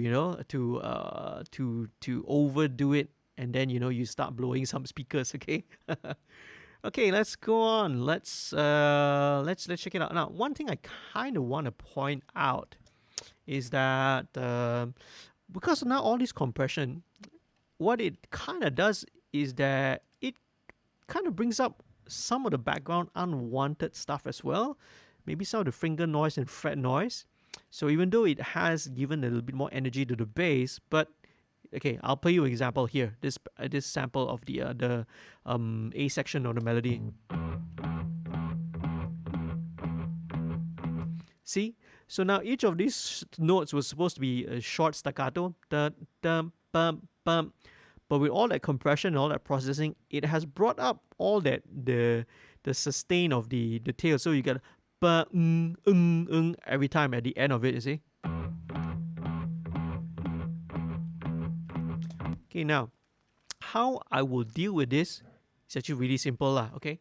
I'm not going to do it now. I'll just very quickly show you, maybe over a few beats. But all this needs to do is a little bit of editing. That's all, okay? And I will kind of show, and I will usually do this later in post. I won't do it now, okay? Because if I do it now, you're going to be sitting there watching me edit waveforms for 15-20 minutes, right? That's going to be super, super boring, okay? So, okay, let me just maybe do a few, right? There we go, see? You can actually see, once you're a little bit more experienced, right, you can actually know how to read waveforms and know what kind of content it is. So I know that it's about here. I think we can just, very safe to say, just snip it on every time at the downbeat of the 4. Okay, very, very safe to say that on the 4. Okay, fade in, fade out. So, okay, just listen to especially these 3. Still a lot tighter, right? Then when it goes to the back, when it haven't edited it, bung, bung, alright? Okay, so, right, this is basically what it's doing. This is just to clean it up. Because you want the low end to be tight, right? Because you have all the sustain from those notes. If it sustains too long, the low end kind of gets bloomy, it gets muddy. You get a kind of boom boom sound that's going on in the bottom end. And again, you don't want that lah. Okay, cool. So that's the bass. That's drum and bass done. Now I will kind of move on next to the fun part, right? Well, the whole process is fun lah. Okay. But for guitars, this is where the fun begins, let's talk about the guitars. So let's go with the distortion track first. I want to, establish the distortion rhythm. So let's play around. First things first, as usual, same thing. Let's engage this. Let's play it back.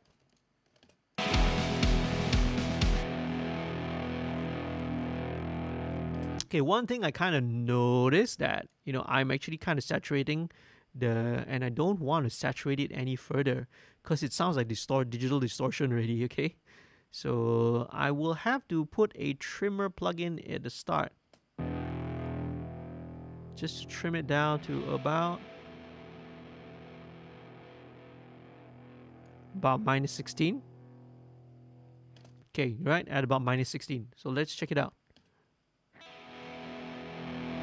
That's better. Okay, because I with a distortion guitar, I don't want to introduce additional distortion to it. Okay. Okay. All right. So high pass. About 80, 85. Let's go here.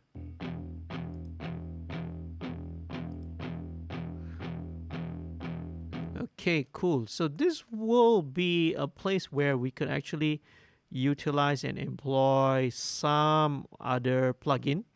I'll talk about it. Let me just do this for the right guitar, the distortion right.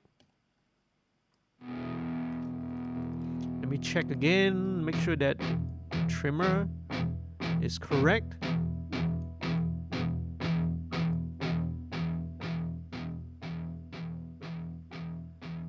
Okay, this one is about 10.5 dB.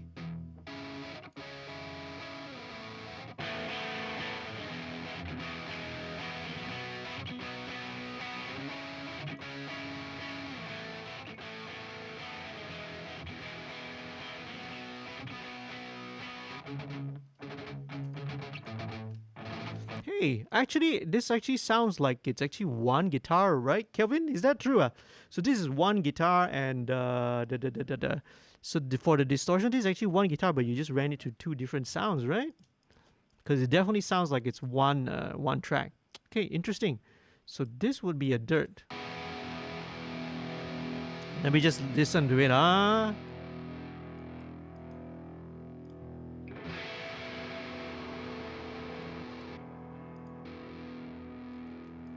Okay.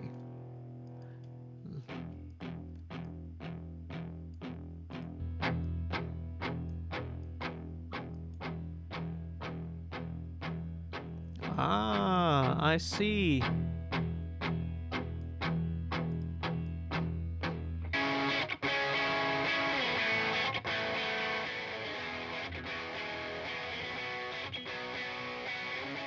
Right, okay, I see. Okay, now I kind of know what's going on right here already. Okay, so cool. So I'm gonna do this, right? Let's play around with this first one. This is a distortion one first.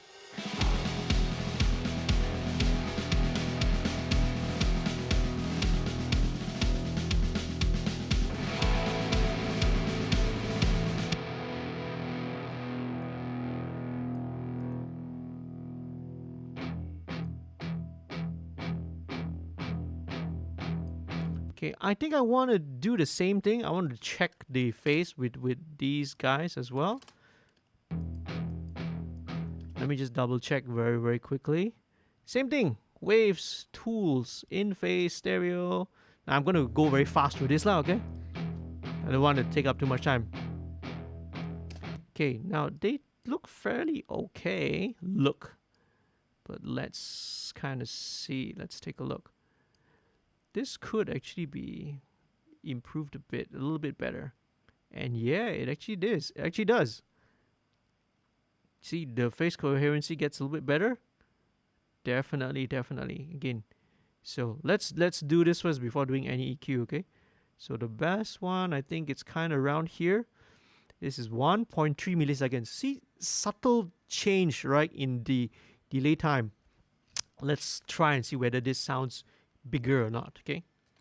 1.3 milliseconds. Let's check it out. Oh, okay, wait, I have to bypass that. I forgot. Otherwise, it's still in stereo. Okay, go back with 0.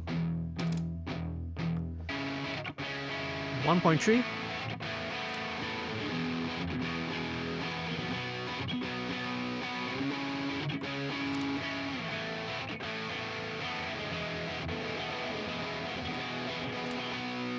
Sorry, I accidentally keyed in like 100 milliseconds there.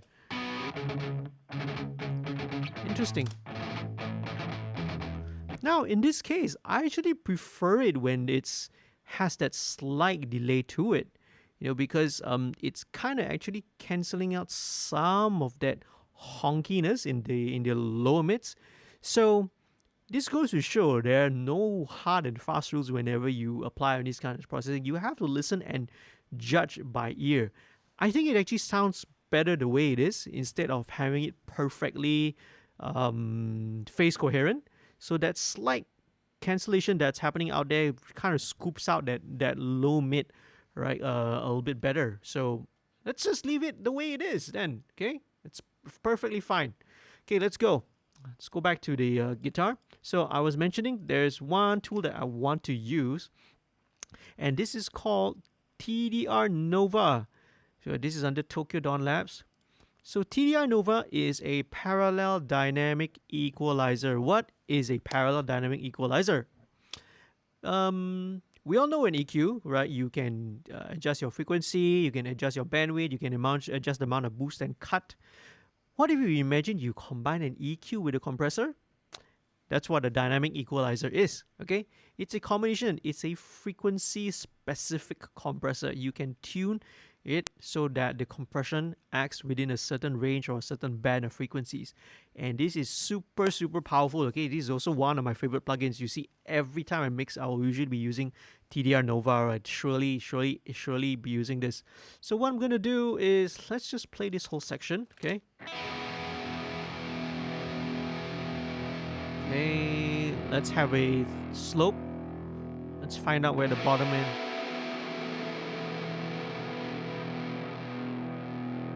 Let's wait for the palm mute section to see. Okay.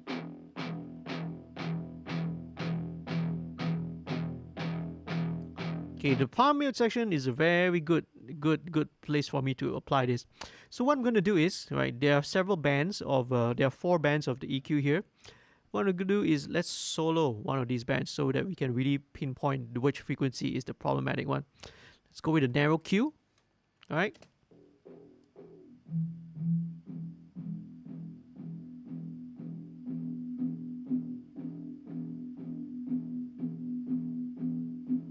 It's about 250 hertz, okay? Right, 250 hertz. So that frequency just now, the boom, boom, boom, that kind of, it's a little bit annoying, all right? Again, it's muddying up the definition of the note. So with TDR Nova, to engage the dynamic EQ mode, right? Otherwise, it acts like a normal EQ. We click on this threshold, and we can go to either split or the band, and let's go to wide band, okay? So wide band, all the 4 bands will have the same setting. Let's go to 3 milliseconds. I would want my attack to be a bit fastest. Release at about 150, okay? Fairly medium, right? So then we adjust the threshold just to so that it. Okay, here we go. Let's go back to the palm mute section.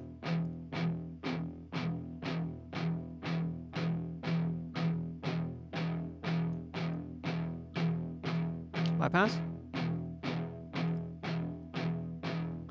So if you guys are listening and paying attention to what's going on, okay, the dynamic EQ is only kicking in and cutting that 250 hertz when that 250 hertz exceeds the threshold, when it rings a little bit too loud. So it's a very powerful tool, because unlike a regular EQ, a normal EQ, whenever you boost or cut, it will always continuously cut that frequency there, whether you want it or not.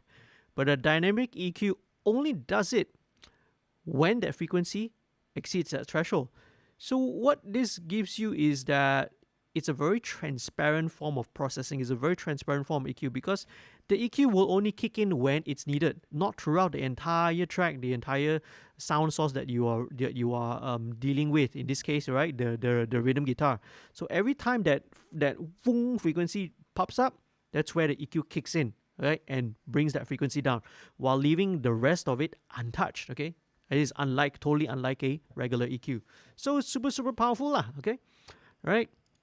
The best thing about this TDR Nova, right, in case you didn't know, you can guess it, it's free. It's a free plugin, right? You can go and check it out, okay? It's totally free, okay? Very cool of the company, right, Tokyo Dawn Labs, to provide this for free. They have what we call the Gentleman's Edition, which gives you 6 bands. That one you pay if you want to, okay?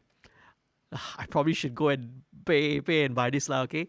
All right. become a subscriber Patreon, right? And then have to support. Then I can have to support these companies and buy the full version. But they're very generous to be giving this, right? The standard edition for totally free of charge, man. So check it out, okay? Right? Very, very powerful EQ. Okay, now, so a couple of other things. Now, there's another one slightly higher, about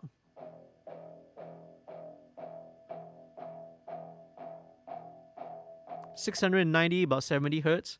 Okay, let's unsolo it. Same thing, wideband mode.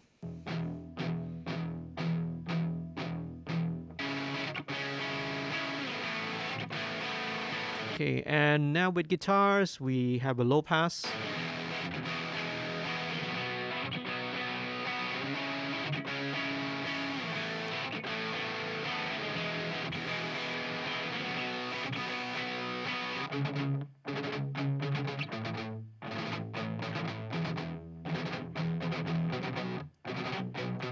Nice, okay? So now it's a lot tighter. It's a lot tighter, a lot better, see? So with guitars, I have this low pass at about 9K, right? 24 dB per octave, fairly steep because there's not a lot of, there's almost no energy information down here and up there. So, you don't need it, right? That's what all these filters are for. Okay, so that would be the distortion track.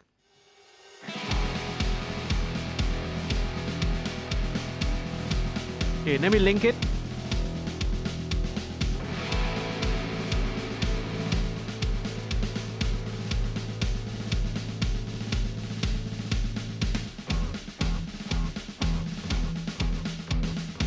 Okay, cool.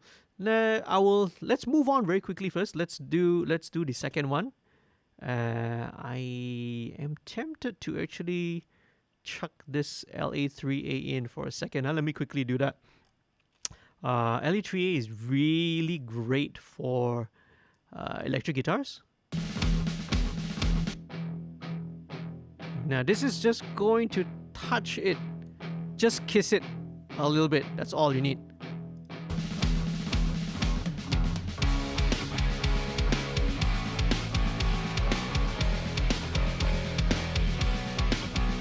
Nice, okay, there we go. So let's go on now with the dirt guitars, which is another side of the rhythm. So let's check it out.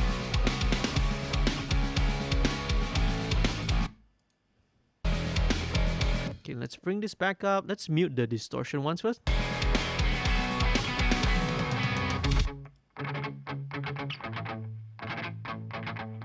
Yep, okay. Now let me again check the trim down the gain on here because I can hear it. It's distorting, it's clipping, something is clipping. There we go.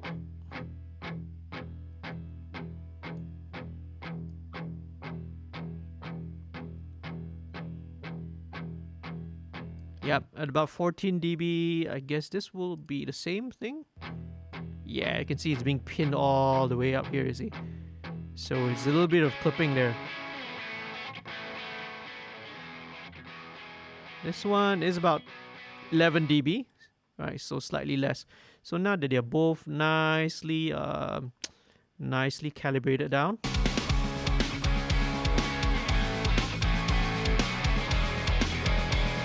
Now, let's check and see again, all right? Let's do the same thing. Let's check the phase coherency between the two. Let's see whether or not it's better. Capture. Wow, it's looking pretty good actually. You see 0.84. That is very, very, very good actually, right? Because it's very hard, seldom that you actually get to see those kind of values. Let's check it out. Okay, it's a bit hard to see here. Let's zoom in on this guy, this particular section here. It looks pretty good already, you know. Looks like, but again, looks is one thing. Does it get any better if I move this? Yeah, no, it doesn't seem to. So what this is telling me is that This is very, very phase coherent already, okay? And honestly, it sounds fine. So let's not, you don't need to touch it, okay? There we go. So let's just add in this guitar here.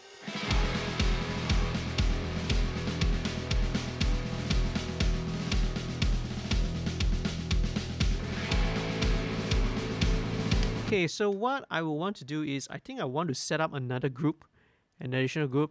I'm doing this on on my second monitor, so you guys won't really be able to see it. Let me just put it all guitars. So what I'm gonna do is I'm gonna send these to, so it just makes it easier for me to control. So let's go into all guitars. Send this to all guitars. So it just makes it a little bit easier for me to control it.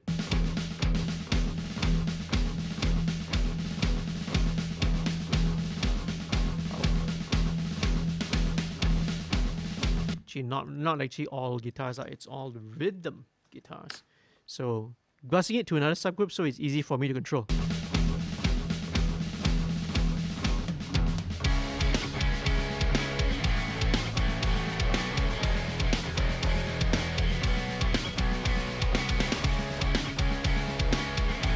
Okay, very cool. Now, so let me deal with the dirt one first.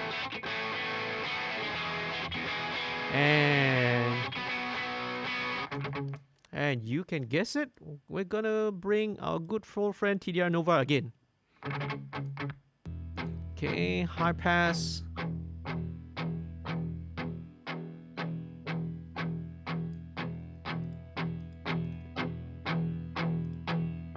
Okay.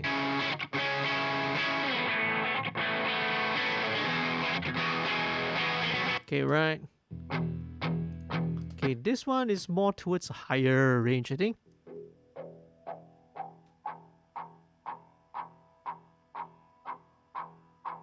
It's about 960 hertz. Same thing. Let's engage the dynamic EQ mode. Ratio 3, fastest attack, release to about 150.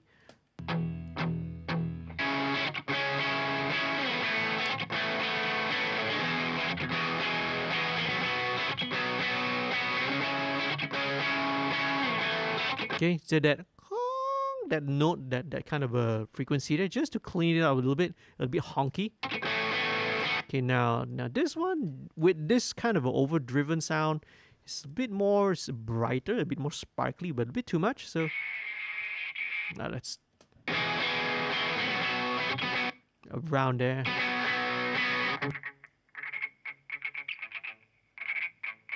Now again, if you are actually listening on this headphones, that could be pretty loud, okay? I apologize again, once again. Okay, gain down, threshold, split.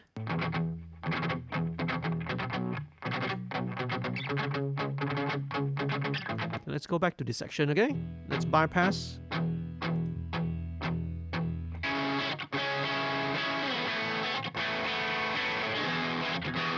Okay, cool, right. So again, this smoothens out the sound a little bit.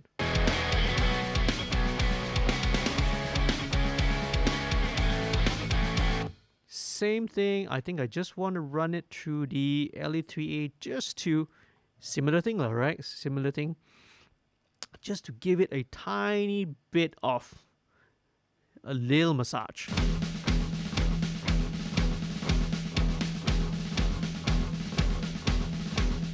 Not more than 1 dB.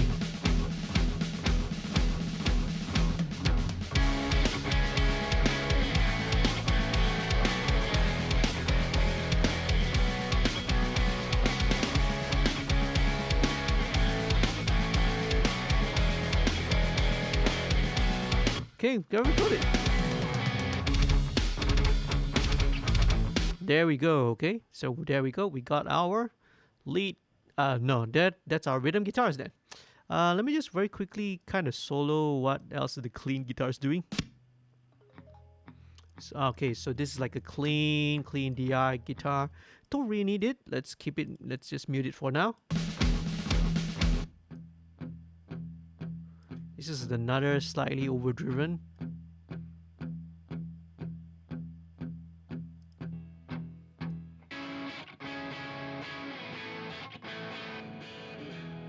this is interesting. I kind of like this tone here.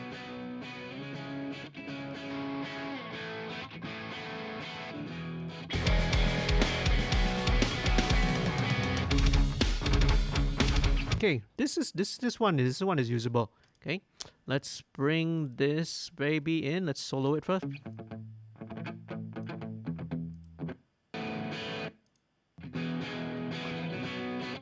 Okay, it seems to add a little bit of fatness to it.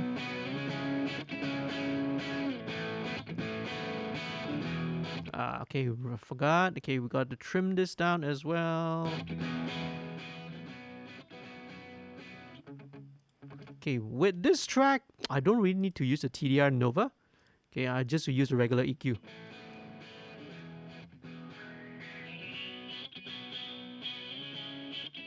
To about 3.2K.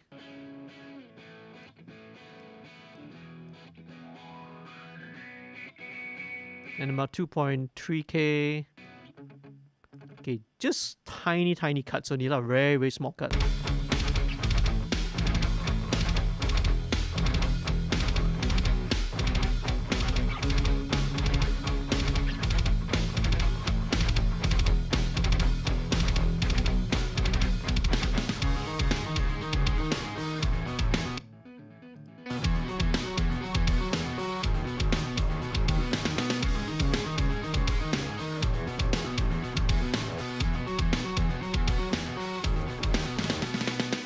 Okay, during this section when it's kind of isolated,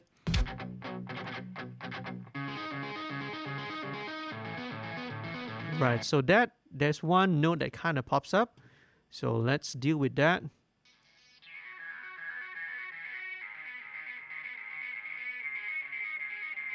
It's actually very close to this, but let's see. Okay, let's just try that and see.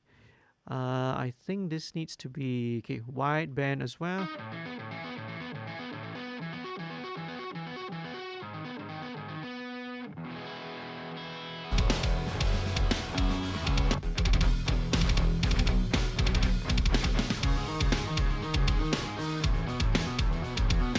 That's much better. Okay, that's a little bit better, because when you get to that that arpeggio section, I can hear that frequency kind of ringing. How you guys doing, man? How are you guys doing? Thanks again for sticking around with me. Okay, we're now kind of coming up over the 2 hour mark. Sorry, I can't hit the 2 hour mark. Okay, it's realistically not gonna happen lah. Right, finish a mix in two hours, unless you're talking about only 1 or 2 instruments. But very cool. We are gonna go. We're pretty much done with the rhythm instruments already.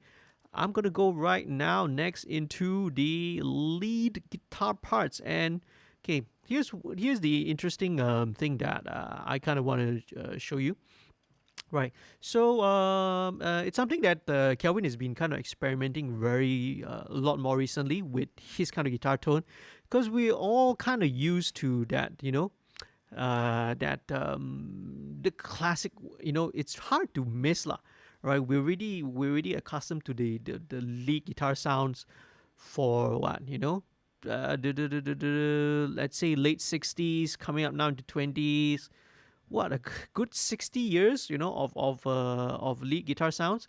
So to kind of try to expand the boundaries nowadays, it's wow. We kind of think, do you have any suggestions, who or ideas of who to check out on, or what to, what's the new stuff? I haven't really exactly been following. So one of the things that we're doing here, that Kelvyn's been doing, is that he's been kind of incorporating this a octave line and octave part. So let's listen to this. This is actually run through a pitch shifter. So this is blended in with the main guitar.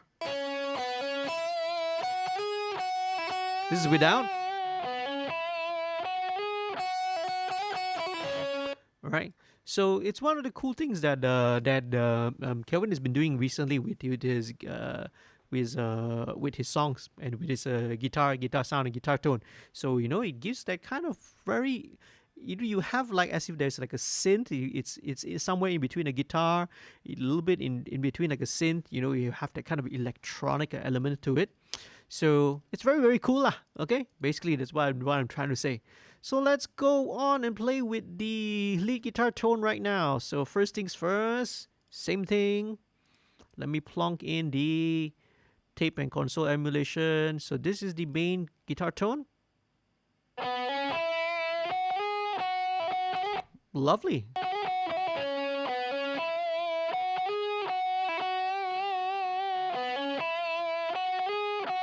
Let me trim this as well.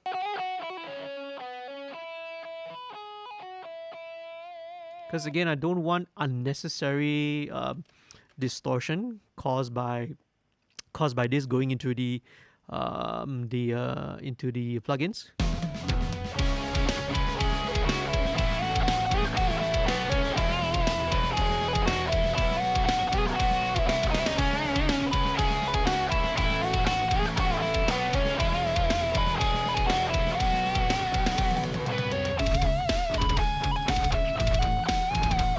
Nice, okay? Right. Doesn't really need much, I think. So maybe just a high pass there. Okay, cool. Let's explore now the VST. So this is run through a amp simulator, I reckon. Okay, so this one has got a lot more oh, okay. Can hear the distortion. Let's trim it down first. Trim, trim, trim. About 14 dB. Okay, cool.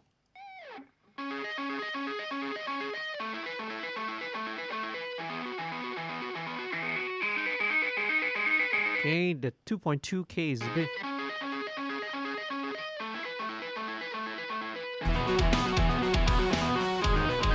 Okay, let's blend it in together.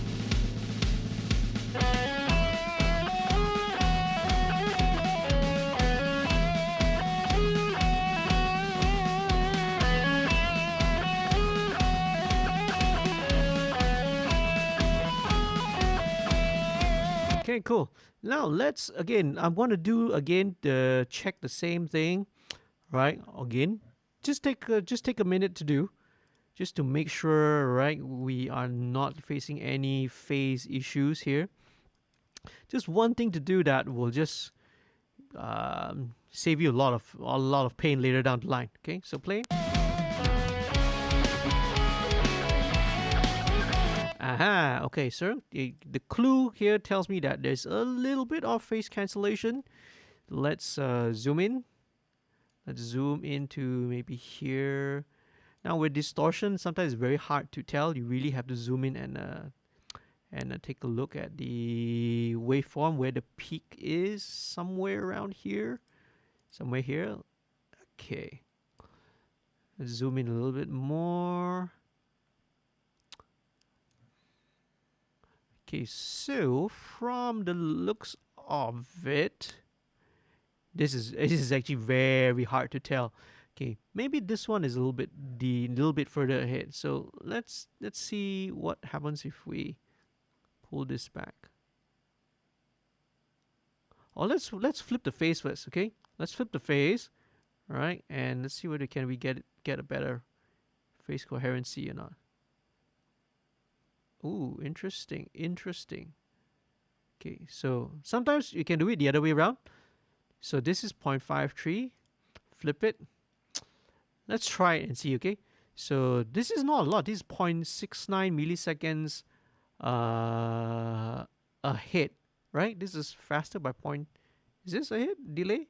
Oh, no, delay by 0.69. Okay, here we go. Let's key this in 0.69 and let's make a comparison and see. Let's compare and see what sounds better. So this is with the track delay. Up, turn this off first, otherwise it's still stereo.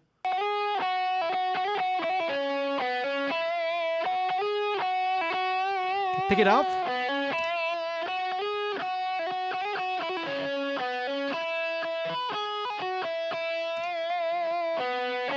It's a lot more. There's actually, the cancellation is very subtle, but actually there's that little the a bit of the low mid is being cancelled out.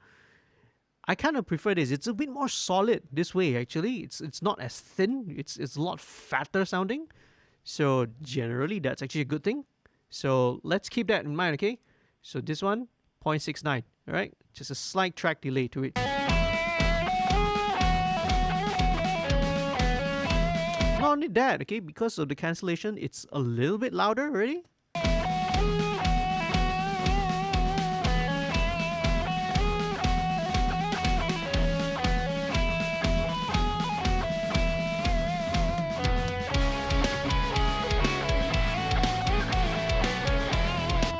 Okay, right, we will need to kind of automate it a little bit.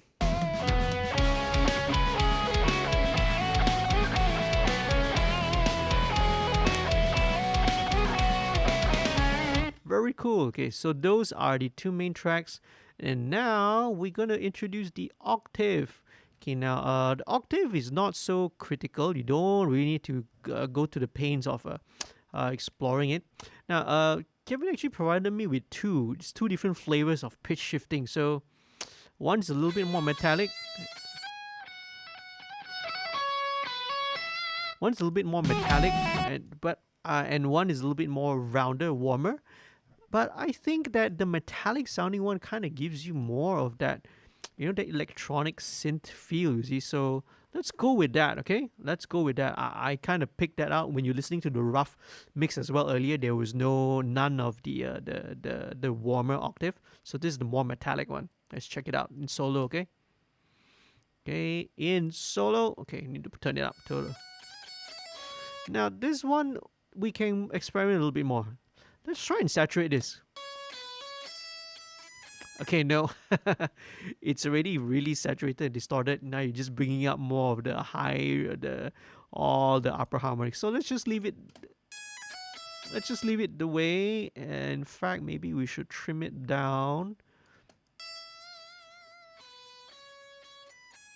Probably, yeah. We should probably trim it down now. Okay, so we take out all the bottom end.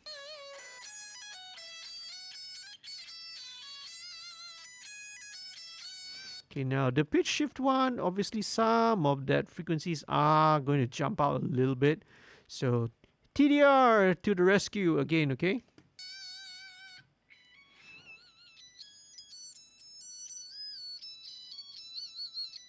Okay, apologies to any dogs who may be around, or you or animals if you are having pets at home.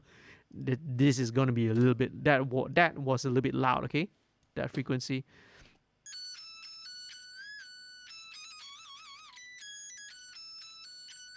Okay, this is just to smooth out that octave sound.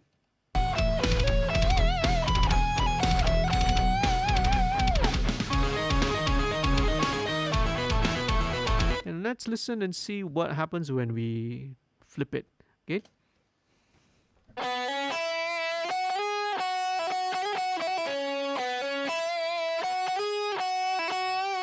See, at the higher frequencies, right, the phase issues are not so apparent. It's more towards the lows and low mids. So, you know, when I flip the polarity in this case, it doesn't really affect it that much. So I'm not going to go through it's not really necessary to go through that.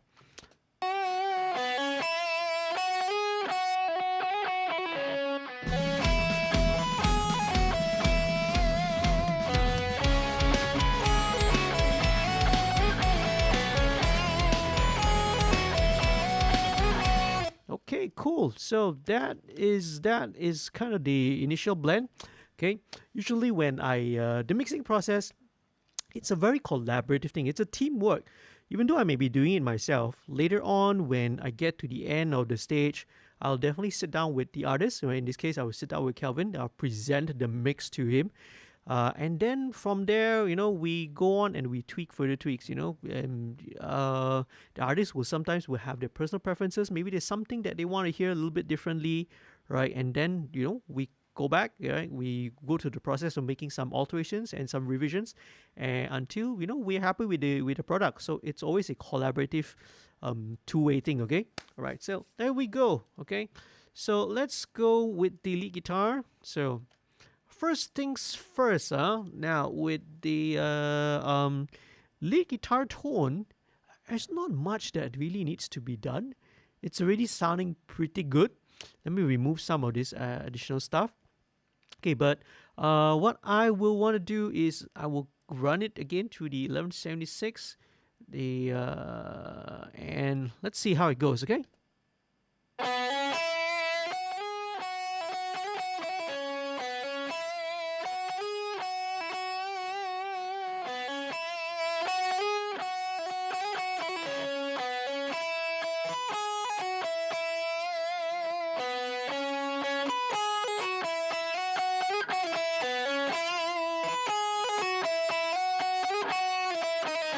Okay, right, cool. Now with this one, I'm not going to be too aggressive. You know, you kind of see only maybe 3 or 4 dB of gain reduction, because the lead guitar tone itself already, right? The guitar especially is already very pretty saturated. You can see, look at it, the waveform, right? It's not like a vocal, like a human voice. A vocal is very dynamic. You get a lot of peaks and you get a lot of soft parts. You know, lead guitar, I have to admit, I have to say, is a lot easier to mix and to deal with than to handle than human vocals. Okay, so well, it's a much easier job dealing instrumental. Okay, here we go. Now MV2, I want to bring out MV2 again. This is, I love to use MV2 on a lot of stuff actually, and it's very useful on solo instruments. All right, be it acoustic guitar, sometimes things like string instruments, especially string instruments lah. Okay, because string instruments, right, the nature of a string instrument, you have a pluck when you strike the string, and then a very quick decay of the NG, you see, right? So MV2 helps to improve the sustain. It helps to increase that, increase that apparent energy and excitement. Very useful on string instruments, right? That covers both fretted and non-fretted instruments as well. Okay, so let's just bring MV2 up. I want to just get a little bit more of that excitement out of the guitar.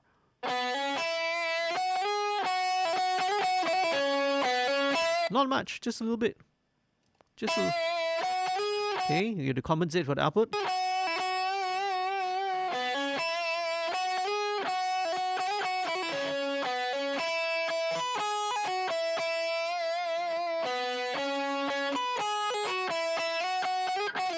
Okay, let me kind of take away this for a second, yeah?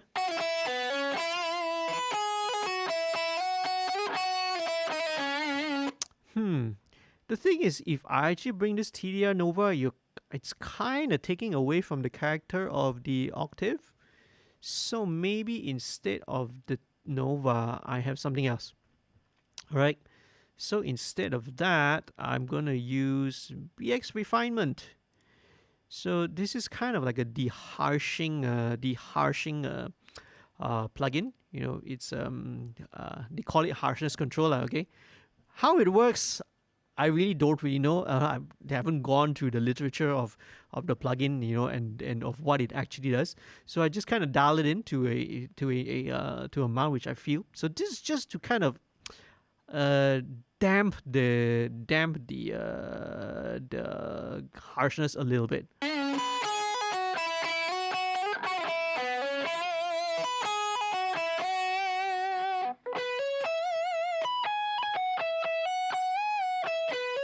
Yeah, okay, I think that improves it a little bit. Listen in context with the whole band.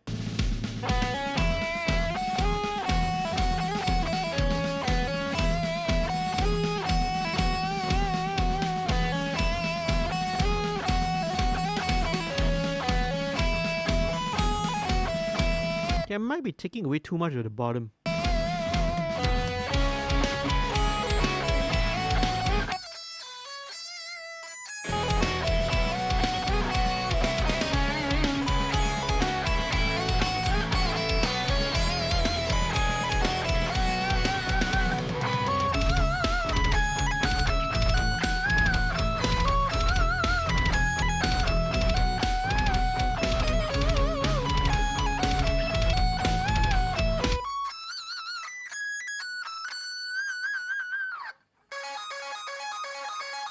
Interesting.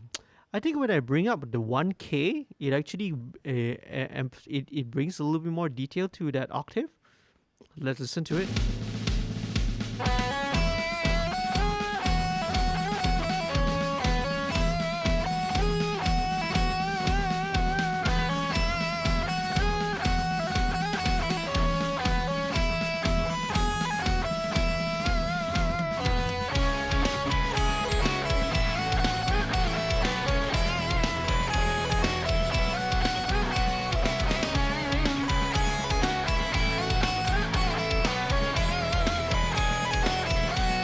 Okay, what if we use both?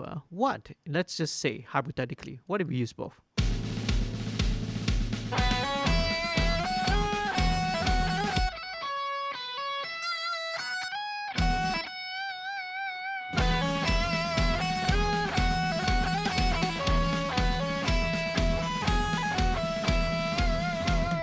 This sounds actually pretty interesting, actually. If I were to use both and actually pan them left and right, it gives a little bit more bigger dimension. Let's just go with it and see how it sounds. Okay, let me trim it down first. Okay, let me trim it down. Okay, simpler.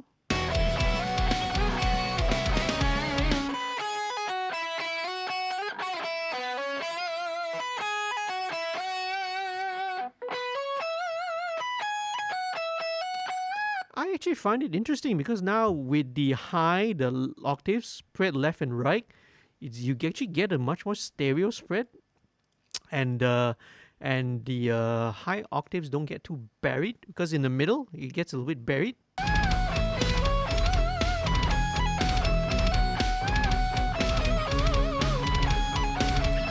Let's tweak it down about -18 and -15. Okay, again we set and we don't forget. Okay, we just keep this and let's just work on and see how everything else sounds later on. Okay, very cool. All right, I actually have MV2 down here already. I forgot about it. Let's take it out. Okay, so let's take out vocal rider because this is not something that we use. Now let's bring in a bit of that pull tech. Let's see what what this will help.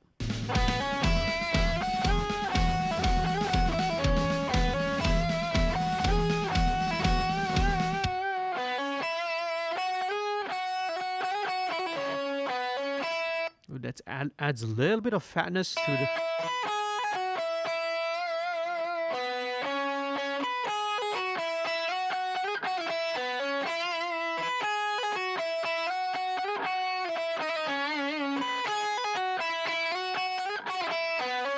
Whoa, the pull tech is really giving a nice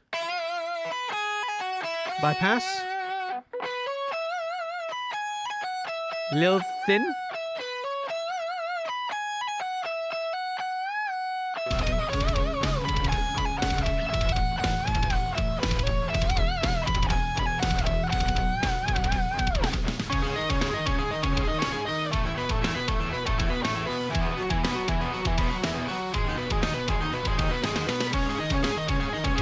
Very nice. Okay, let's bring this down a little bit.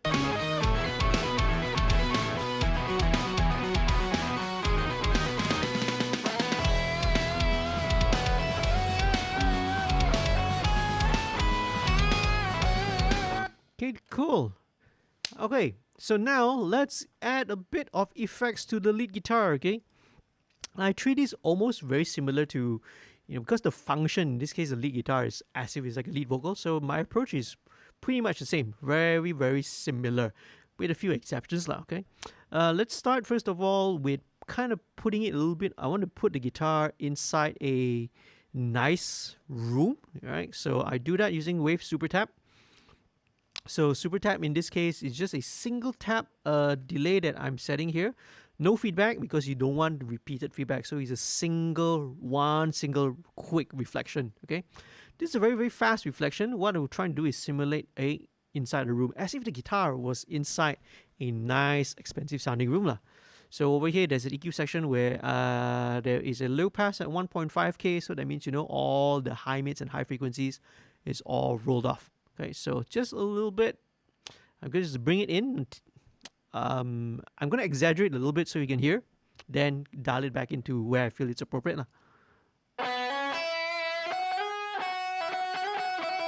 So you can hear this is too much. Okay, so just a little bit.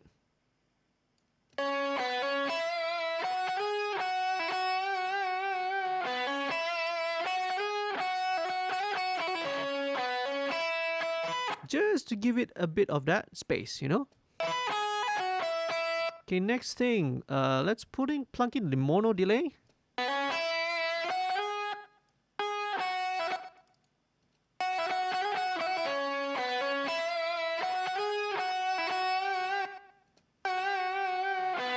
So this mono delay is set to 8 notes.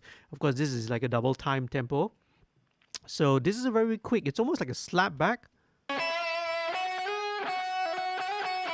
This is just to give it a bit more of front-back depth to it.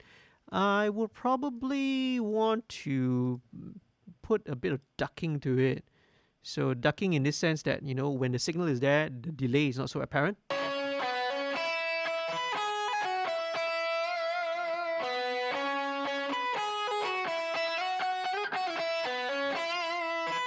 So this one is very dry. This is dry up front. So this one just adds a bit of depth front to back to the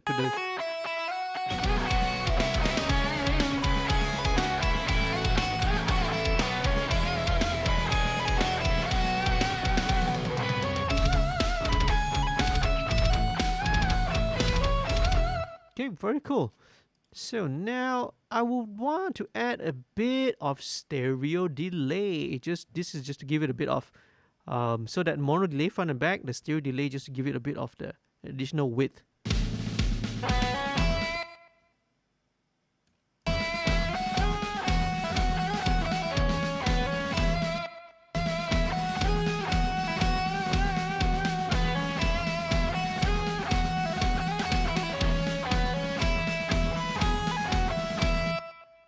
Okay, cool. I may actually want to bring this to a much more longer delay tempo. Let's see what happens.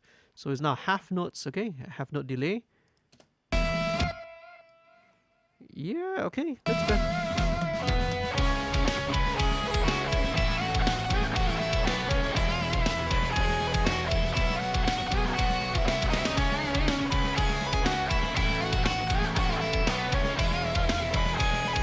Okay, let me just move EQ a little bit of the rhythm guitars, because now the rhythm needs to give a bit of space to the lead guitar, see? So I do that by just a little tiny 1 or 2 dB cut, about 2.5K.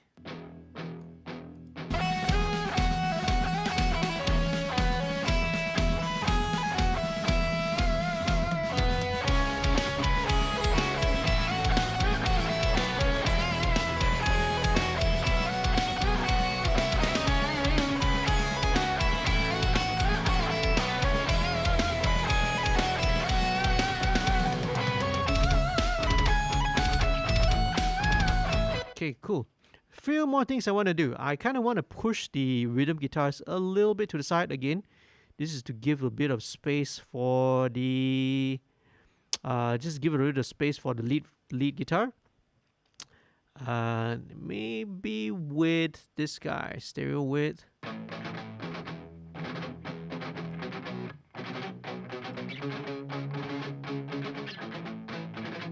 Okay, not a lot, okay, just about 122 at about, which is like 22%, okay, because 100% is original width, 122. So just a little bit, just to push those rhythm guitars slightly to the side, okay.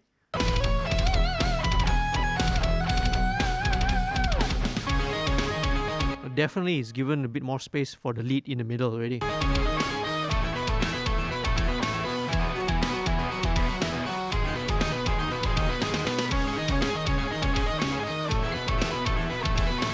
Okay, cool.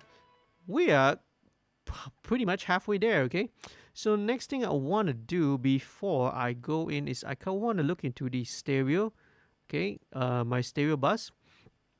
Now, couple of things that I want to do over here. Again, I won't go in depth. Again, my video which details the Cubase project template really explains it in detail, so I'm not going to go into it. So I have this AUC's AEQ just for tiny 1 dB boost of air here. Wave C4 is still earlier, I use this on bass, but now this one, I'm using it across the entire stereo, the master bus. What it's going to do is just tuck any band of frequencies that pokes out a bit, okay? So very, very subtle. I'm going to bring the threshold down overall.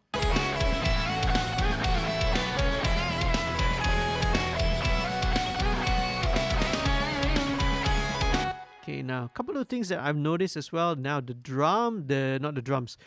cymbals there, the hi-hat needs to be louder.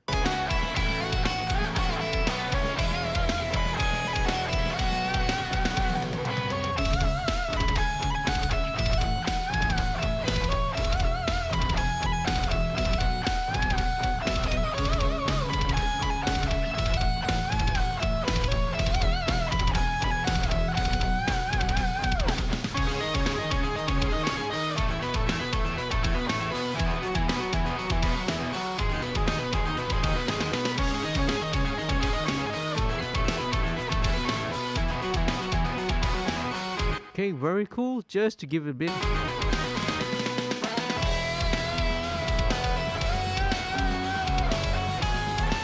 Okay, you can see on the C4, the line just barely dances.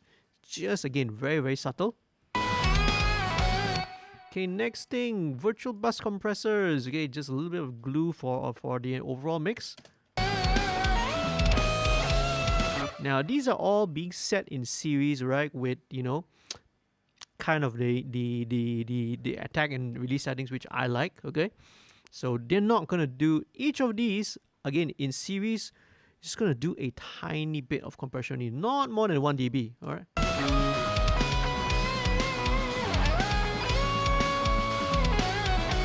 See, so the first one, the FG gray is just barely lighting up.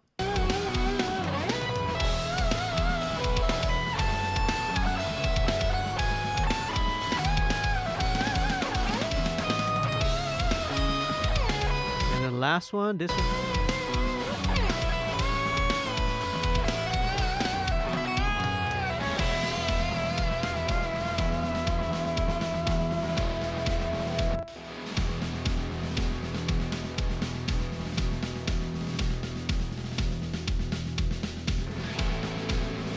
Okay, this just give a bit more bite to the rhythm guitar.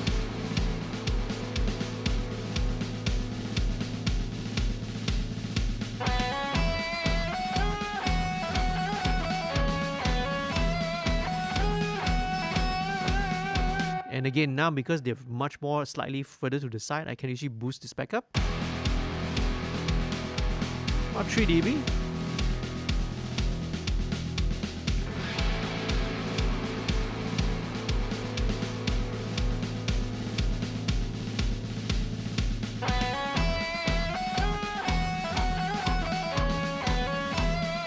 Just noticing something there.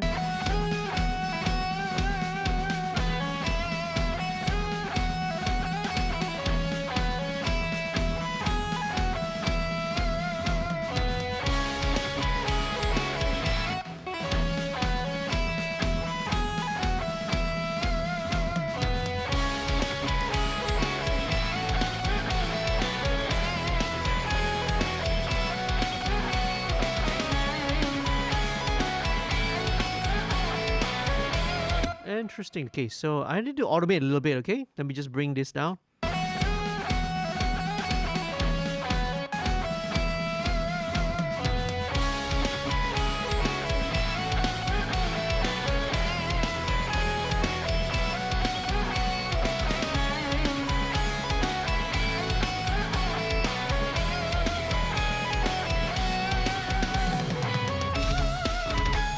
Right, so whenever we get there, the overall rhythm guitars just need to tuck down by about 2 dB or so. Around that, let's bring it about 2 dB.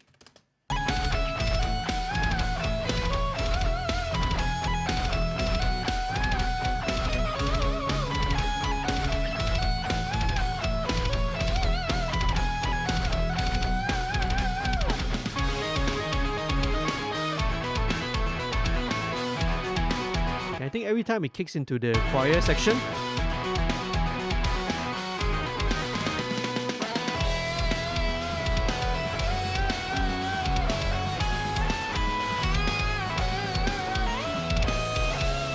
yeah, this one just down a little bit.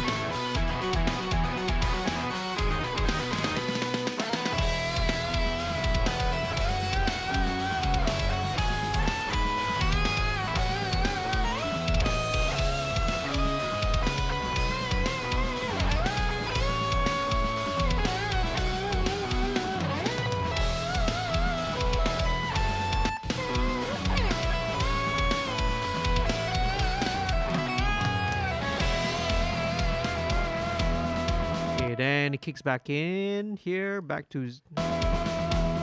Now what I'm doing here, these are all very broad strokes at the moment. Broad strokes as in, you know,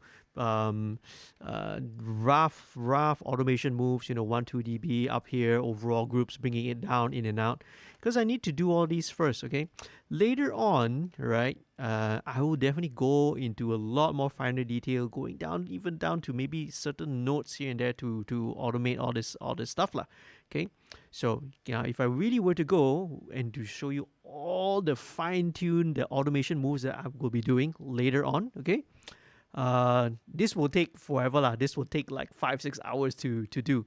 And usually, right, what I will usually do is I will, at the end of the stream tonight, once I finish up, it will be around I would say 85 to 90% of the way there.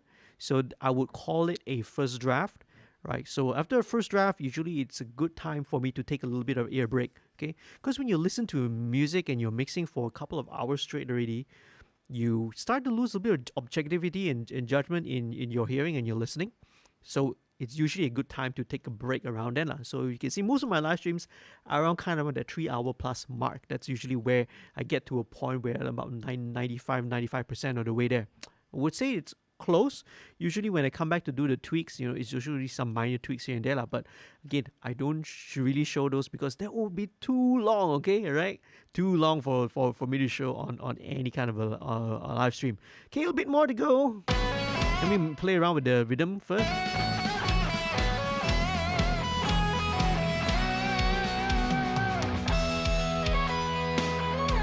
Here looks fine.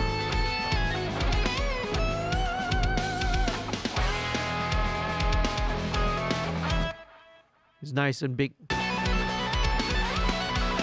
These are all the solos, and I think we're coming into the last chorus.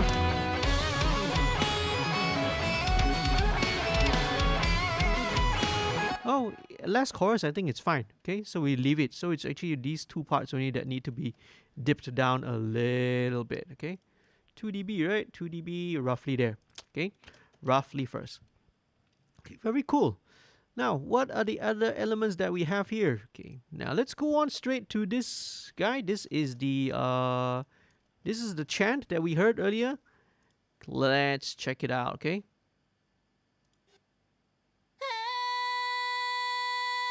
All right, so cool. First thing first. All right, let's do the same thing. Okay, now but with the vocal parts, I actually do add one little extra element. And this is actually a instance of a parallel compressor. So this is the FG stress. This is the model of the empirical lapse distressor. So what this is doing, this is doing a parallel compression, because you see you can do a mix knob here. 100% it will be 100% compressed lah. So 50% will be 50-50 between the compressed signal and the uncompressed signal. It's a lot easier to do a parallel compression nowadays with all these the newer plugins. In the past, you had to go and duplicate the track lah, send it to a different bus lah, use an aux and this and that.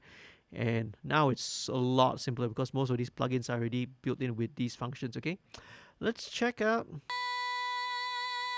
Okay, that's a bit too much saturation. So again, same thing. I want to trim it down so that we get a nice -18 level.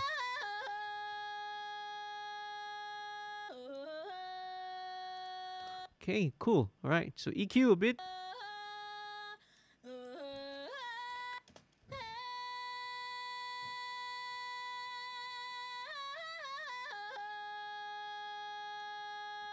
Okay, right. Roll off some of the top end.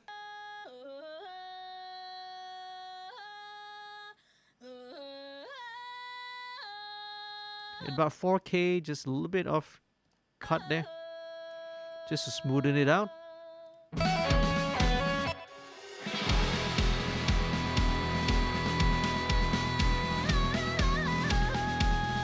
Alright, okay, so this is kind of almost like a folky kind of a chanter. So I am going to, let's send it to a group. Let's send it to a stereo group. Okay, because this is a mono track, because let's put it through some. Okay, where is it? Where's the chant? Oh, there we go.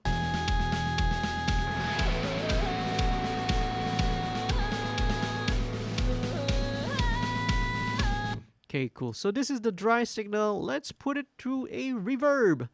Let's pick a nice little reverb to use. And now, which one should we go for? Let's go for a plate. Let's go for some kind of a plate reverb. Let's go with the Liquid Sonics lustrous plate. Lustrous plates. Let's see. Okay. Let's just go with, let's see, something for vocals. Now let's go for a henge vocal. So this is like a Stonehenge. So this one is like a big vocal. Let's listen to it in solo.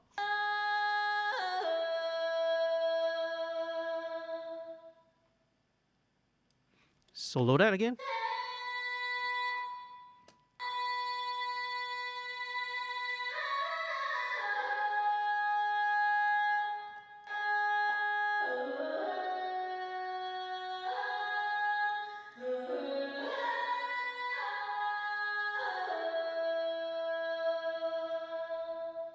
Let's roll off some of the 200 below.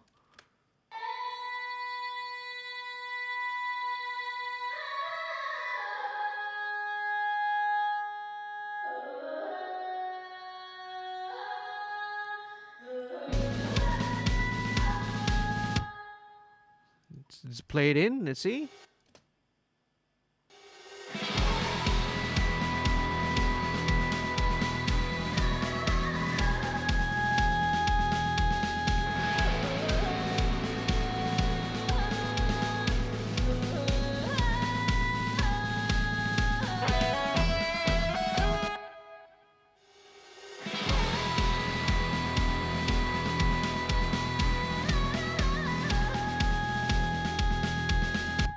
Let's put it a little bit more. Let's give it a little bit of a delay as well. Let's go with a simple stereo delay and see. Okay, let's go with the stereo delay. Let's go with half notes. Okay, let's have the mix.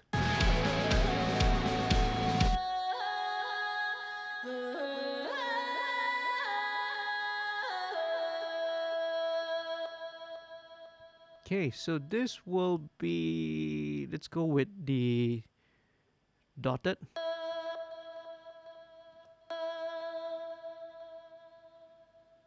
Listen to feedback on this.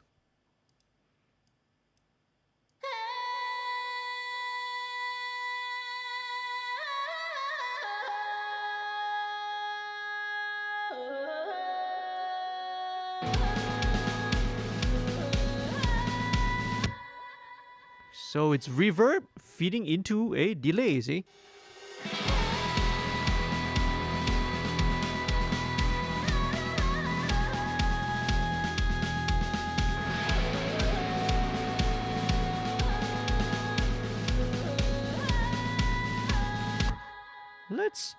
Let's play around. Let's maybe just plunk in another reverb before that.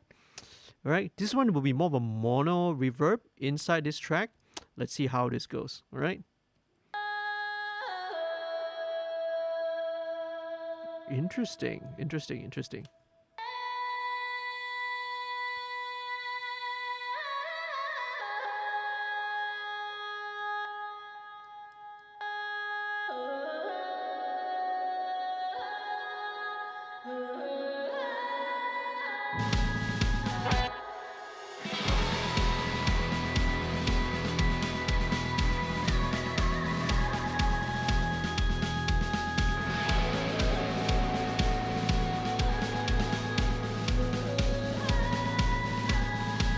Wow, this is even further back, you see? So it's cool. You know, it's like, you know, you have some folk singer chanting in the back.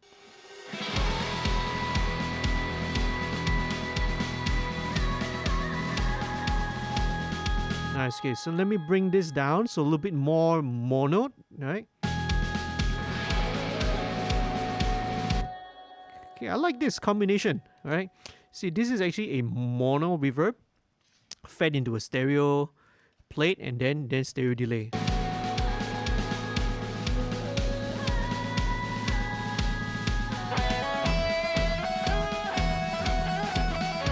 Alright, very cool. Okay, now let's bring in some of these other supporting instruments as well. You got an organ. Let's see what's this organ doing. Okay, pretty standard Hammond organ. Let me bring in the... Okay, trim this down as well. Trimmer.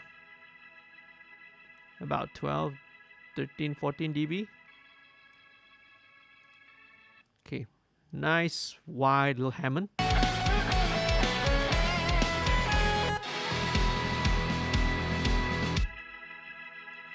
Okay, don't need the bottom.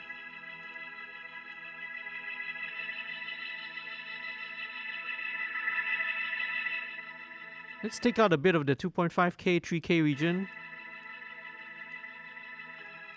Send it to the same reverb as the drums.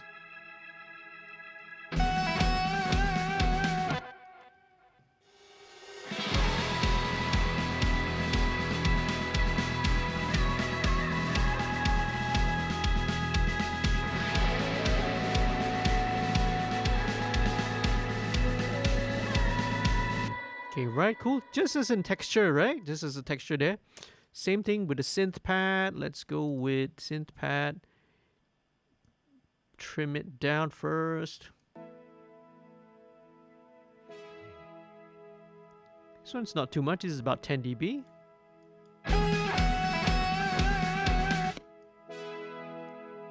Okay, right. Right, take out the bottom end.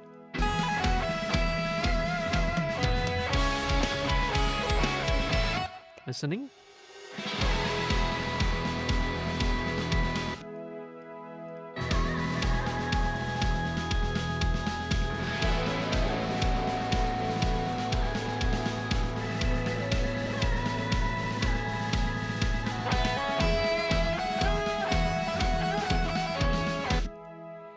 Okay, very cool. Same thing, I think with the synth pad, let's push the synth pad a little bit further out. Let's go with the spatial imager. Just a tiny touch. Just a tiny bit, okay? Just a tiny bit.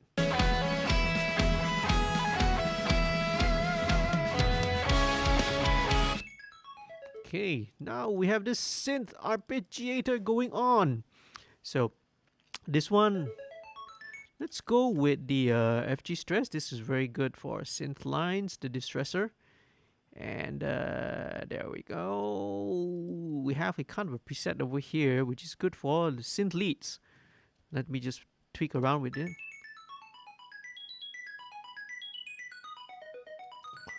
Let's give it a bit of drive and see.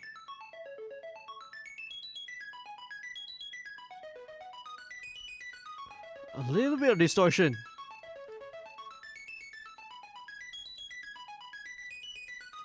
Just to make it sure that it can cut through a little bit. Let's see how it goes, okay?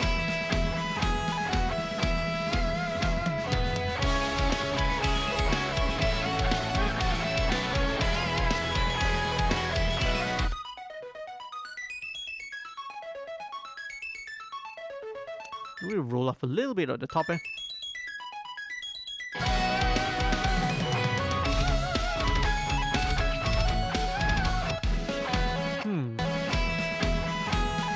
Maybe too much of the drive. Let's bring that back down.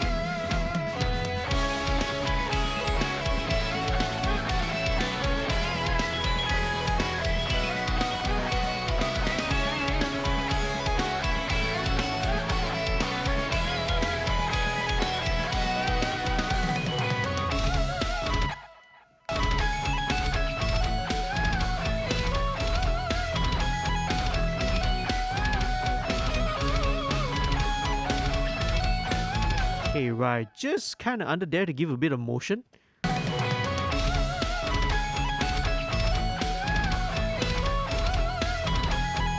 Sweet. All right. Okay, let's move on to this next part. Okay, similar to Chan is here as well. Let's go to this flute synth. Okay, let's see what is this flute synth doing. So doing kind of a roll of a pad. Okay, level wise is fine, so I don't really need a trimmer. What I will want to do is to kind of even it out a little bit. I will bring, again, wave C4, okay? The opto is a great choice to sort of even out frequencies. So just to kind of even out. Because when the flute note sometimes pokes out a bit too much. Let's take out some of the super bottom end. Now, this needs some reverb as well. So this one, let's go for something a little bit more basic. Let's go for kilohertz, reverb. Again, super simple. Super simple. Let's go with decay.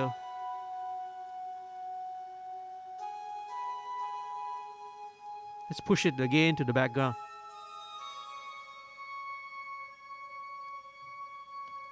That's all we need, I think.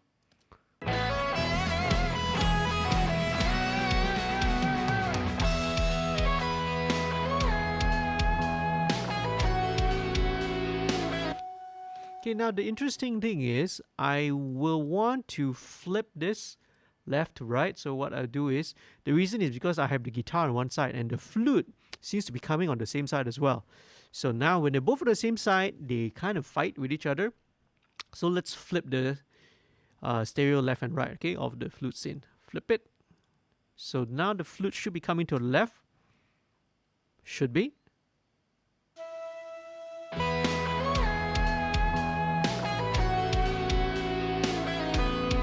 But if I want to make it a little bit more obvious, maybe let's play with the stereo combined panner and actually pan it slightly to the left.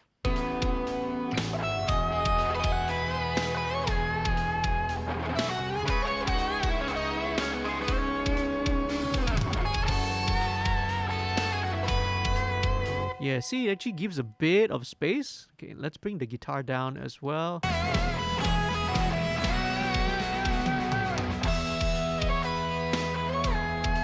Okay, same thing lah. I think this section, just need to write the automation down by about, same thing, 2 dB, I think.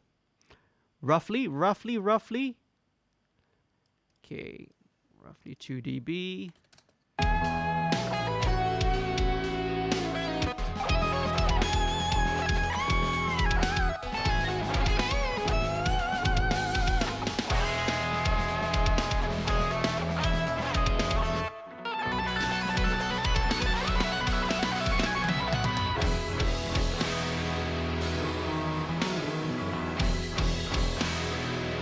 Okay, then back up here again, okay?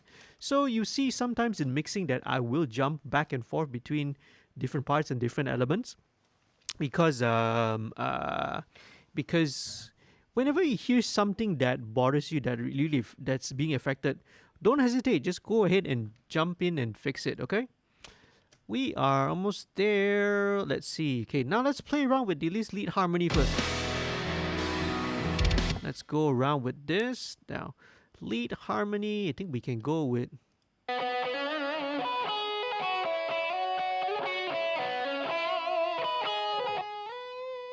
Okay, simple. This one, let's just go with... Same thing. Take out the bottom. Let's adjust the trimmer. Alright, it's coming to 12:30, guys. Alright, thanks again for those of you who are still sticking around. Awesome. Oh, there are a couple of other folks that are hanging in. Hey, Benson is there. Sorry, I didn't see you earlier, okay? Thanks for coming in. How you doing, man? How's everything going on with you and your Enope thing? Okay, let's bring in the harmony. So this harmony part should kind of go, let's see.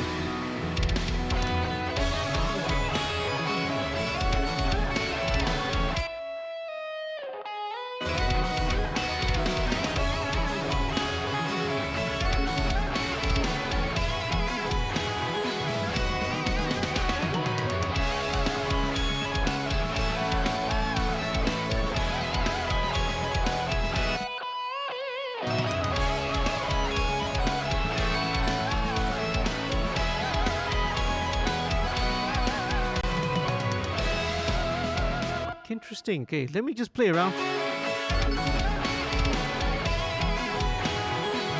Need to go down again.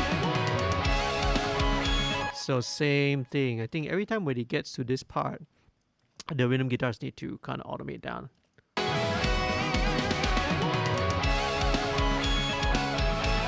Sweet.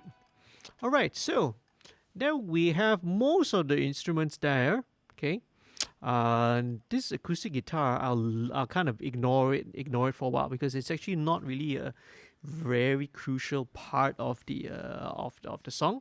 I'll leave it to a little end. But I want to move on next to this choir part, which is again, as I mentioned early on, right? It's something that Kelvyn has really been experimenting around recently with his new stuff, like new songs. So now with this choir, right?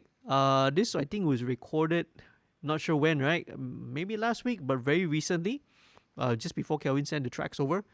And obviously, right, this was done during the situation of under the MCO, right? So a lot of this was being recorded kind of remotely. So very cool. We did the same thing last year with An Honest Mistake, right, with the choir parts. So right, Darren had to record along with Avril, right, the choir parts, multi-tracking, changing the getting a different tone, slightly different delivery, just to get that choir effect going on. So this was the same thing. Okay, so we got lots of vocals going on around here. Okay, all these alto tracks. I relabeled them. Okay, so these are mostly alto parts, like a mezzo soprano part, a soprano, like a baritone, and then a low bass part. Okay, so let's check it out and see. Let's start one by one. Let's go with the alto, this alto part first. I think most of them are one voice but double, so let's check it out. Okay, cool. Same. Let's go with my vocal processing preset. Okay, take out all the bottom end.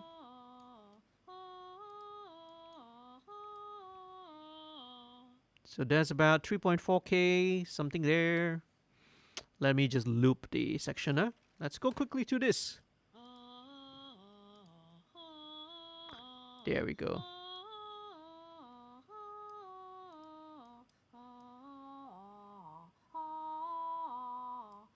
And about 990. Okay, let's copy this over. Okay. So let's keep this down here. Okay, let me just quickly mute the rest first. Okay,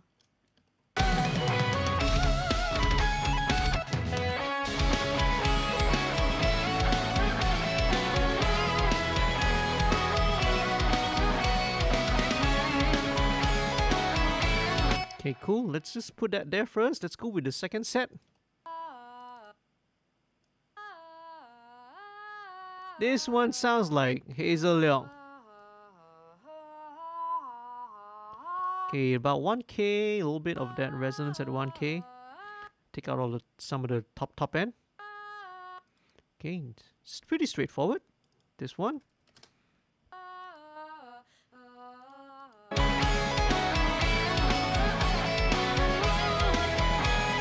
Okay, now I probably need to pan this out a little bit more. 50-50.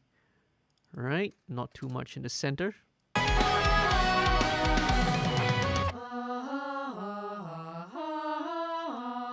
Okay, let's go with the next voice. Let's blend it in.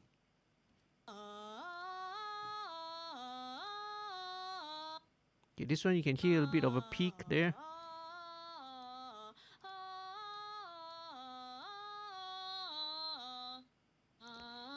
About 4.1K, almost 4.2K. Very, very good. Let's copy this over because, again, those are the same singers. Let's link the two. Let's balance it out.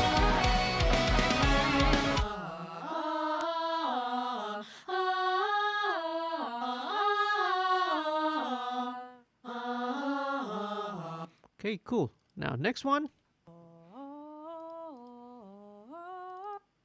Very good. Take out all the bottom end.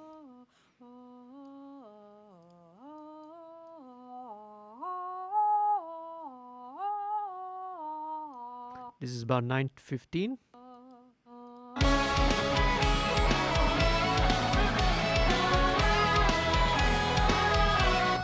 There we go, taking shape. Let's put this out a bit 50-50, so a little bit wider. Okay.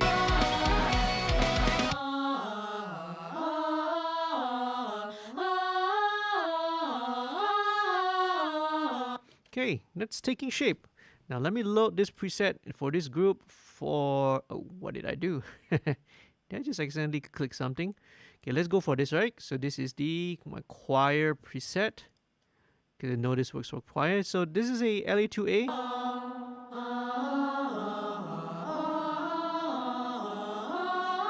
Okay, filter on the EMT. Let's bring the mix.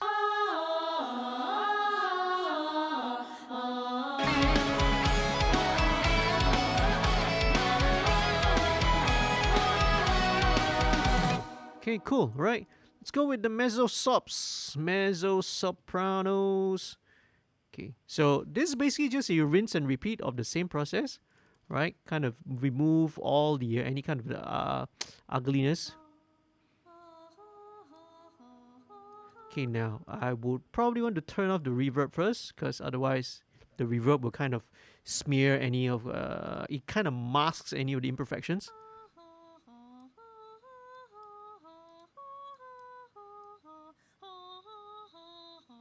About 4K. It's very tiny. This is a very small thing at 4K lah. Very minor. It's good, clean recordings actually, right, of the choir, which is good, right? Which is very, very, very helpful. Okay.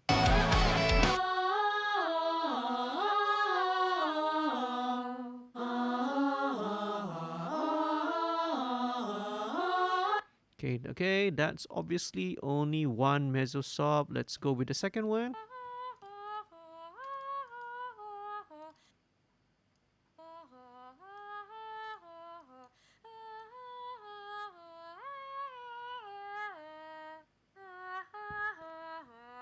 It's about 1.8K, a bit of honk there. Very good. Same thing. Not much needs to be done there. 75, 75. This is slightly wider. Okay, so with harmony backing vocal and harmony parts, there are many ways of doing it. But if you want to get the wider spread, what you do is that you take the highest voices, your highest voicings, you spread them furthest out, and then the lower the parts are, you bring them closer to the middle. So that's why you see my alto is kind of 50 towards 50 left, 50 right. The mezzo sopranos are like 75 left, right, and finally the sopranos, which take the top note, right, it's hard left, hard right. So let's blend these two in.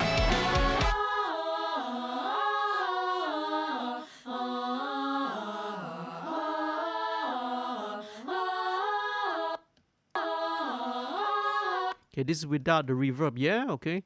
Now let's go with the sopranos, not the show, okay, but the vocal part. Same thing.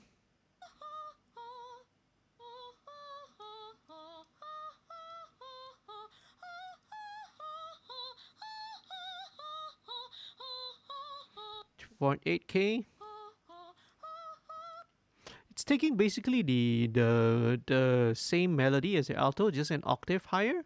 Okay, so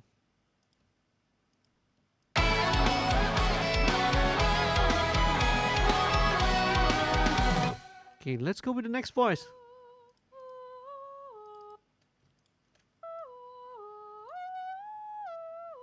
Oh, this distorts a little bit, huh?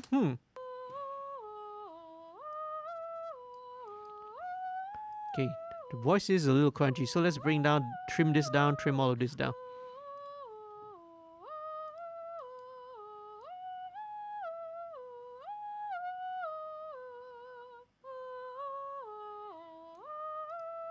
Other than that, doesn't really need anything actually. Doesn't need anything at all.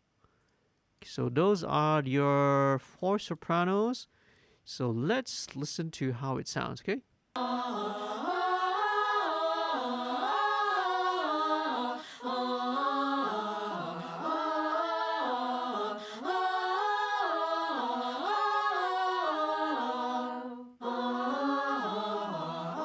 Let's turn on the reverb.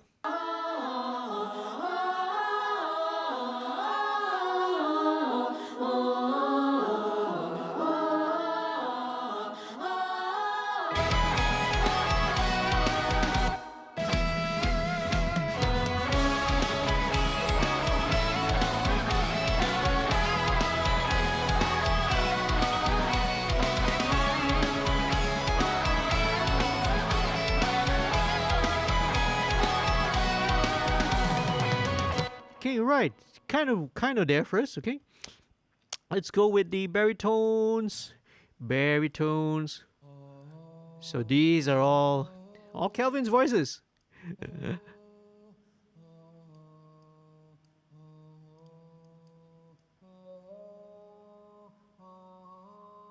Just a little bit of 1K. Again, alright. Let's link the two together. We are almost there, man.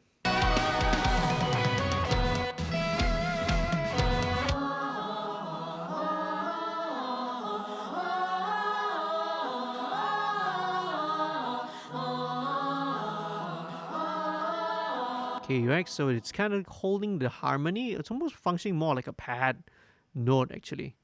Okay, last one, the bass. This one, you can definitely hear a little bit of honkiness.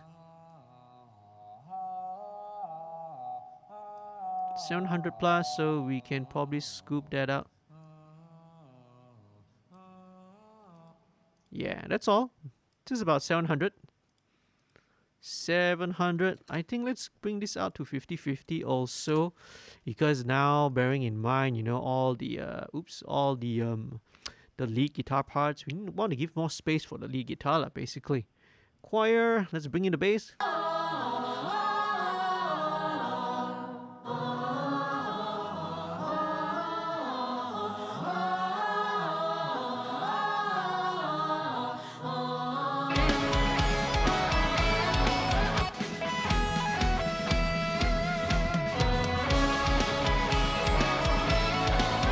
Okay, last, this choir pad. Let's check out what this pad is doing. Okay, so it's pretty playing the note, but this is more like a synth pad. Bring the trim down. Let's trim it down.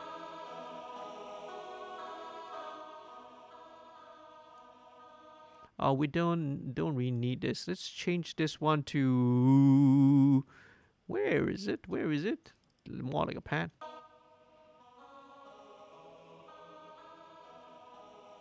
Maybe about 2, just a tiny touch of compression here.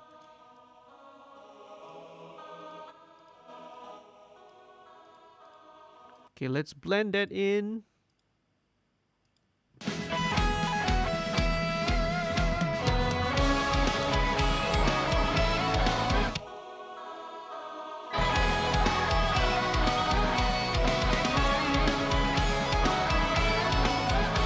Very cool. All right, so that's roughly it.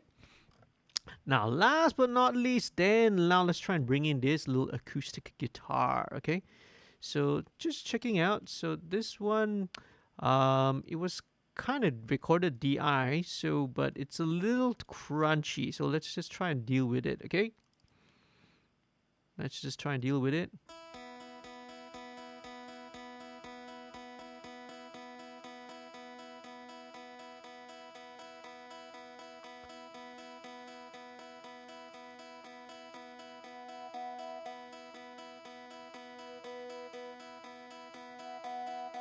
Okay, let's get rid of that.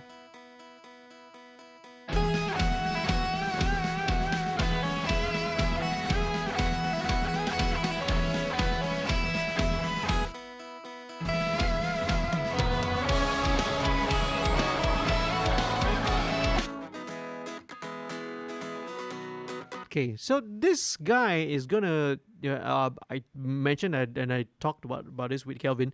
This is gonna be more of slightly rhythmic interest in the back. It's not really gonna be a prominent thing. As you can see, it's like a little crunchy, a little distorted. So what we're going to try to do is just to try and bring out a little bit more of that top end, right? There we go. So revival, okay? Revival is great for bringing out that shimmer.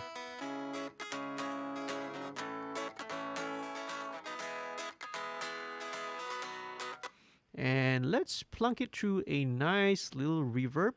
Sound toys. Back to sound toys again. Shorter reverb. It's like 1 second, slightly over.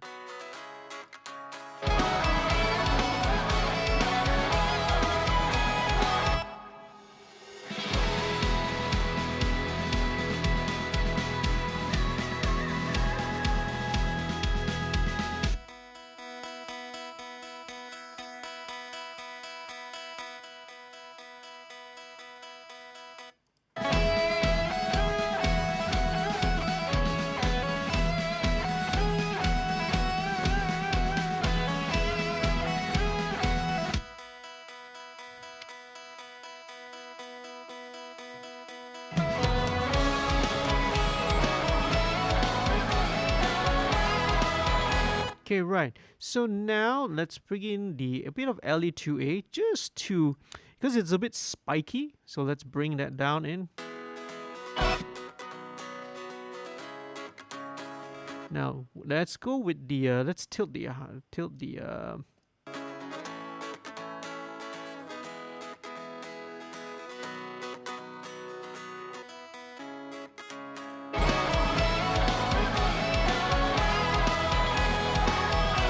Right, so see when it gets to this part, you're just going to hear the pick the strum attack lah. That's kind of the role that it's going to fill.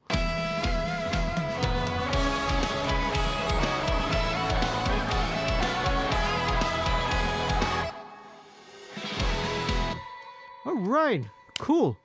That is pretty much, you know, I would call this is, now I've gotten to this stage where I would consider this as maybe the like maybe 85-90% of the way. This is what I would consider as the very, very first draft of the song lah, right? Like early first draft of the mix.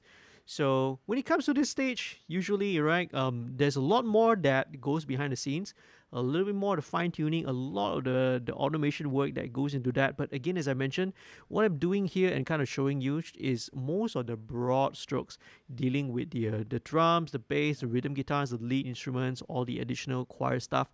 All the fine details and fine tuning is going to take a little bit more time. It's going to take a while. It's not something that I ever show because it takes a long time, okay? And you'll be super bored. It will be up here until like 2-3 a.m. lah. And usually at this point in time, when I'm like about 3 hours into the mix, it's usually a good time to always take an ear break. So if you are, same thing as well, right? If you are getting, you know, your ears are getting tired, a little fatigued, a little saturated, don't sit down for too long, all right? Yeah. Take frequent ear breaks if you need to. Especially nowadays, mixing is a very, very solitary kind of activity. Except for, in this case, you know, when I'm live streaming it with you guys watching, right? It's different. Yeah, it's kind of cool as well. It's a little different to have actually some people hanging on and watching. Let me just kind of, once this is done, once all the fine tuning and all that is done, right? I will, again, as I mentioned, will sit down with Kelvyn. We'll do a little presentation nowadays, right? A lot of the remote mixing work, we do it, you know, same thing like this as well, remotely as well, okay? It's very, very cool. Then we do any fine tweaks, fine tunes, and then the final adjustments. And hey, sorry, I got a lot of messages there, which I want to check out. All right. So, a couple of more things I want to show you, right? A few more sort of tips and tricks, so to speak. But first, a couple of more things I want to add. One of my other secret tools which I've been using recently is this guy. This is SPL's Iron. This is actually a mastering compressor. But what this is doing, okay, is I'm going for a MS mode. MS here stands for mid-side. So in the traditional processing, we treat stereo as left-right, okay, right? As left and right. So let me turn this off, see? 1 and 2, channel 1 and 2 meaning left and right lah. But MS processing is a little bit different. So instead of processing a left and right, you are processing the mids separately and the sides separately, right? You can apply to EQ, you can apply to compression as well. So this is a mastering compressor which can go in the MS mode. So this really helps. Again, this is going to be super subtle. It is barely kind of just touching the needle over there. But let me kind of turn off these output boost gains first. Let me compensate it down, right? And it's very subtle, but what this does is kind of it spreads. Again, it makes things a little bit wider, a little bit bigger sounding, gives me a little bit better separation. So it's a very subtle effect, but I find it very, very useful. And the bypass.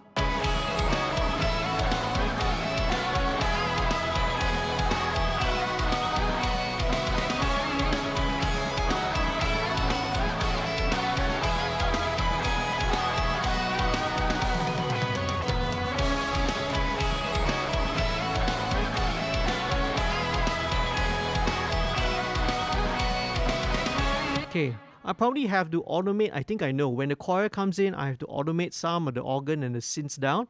So I let the choir, occupy the frequency. Because the choir, the voices is kind of occupying the same frequency as the synths. So these are the things which I have to keep in mind later on when I do all the automation work. Now, one more thing I want to add in here is an instance of the API 560. This is a graphic EQ. But this is just running through it. Again, this is a trick which I picked up, all right, from another mastering engineer as well. Just running it through it. There is a slight gain boost, right? But it makes everything a little bit more solid. Again, the no EQ. There's no adjustments on any of the sliders. It's just running the signal through it. Okay, so I usually keep it there as well. Now, last thing here, I showed you, this is virtual tape machine, the last one here on the stereo. So not only do we, as if we were recording and reading it off a tape machine, we're also assuming that we are printing this down to a tape machine as well, right?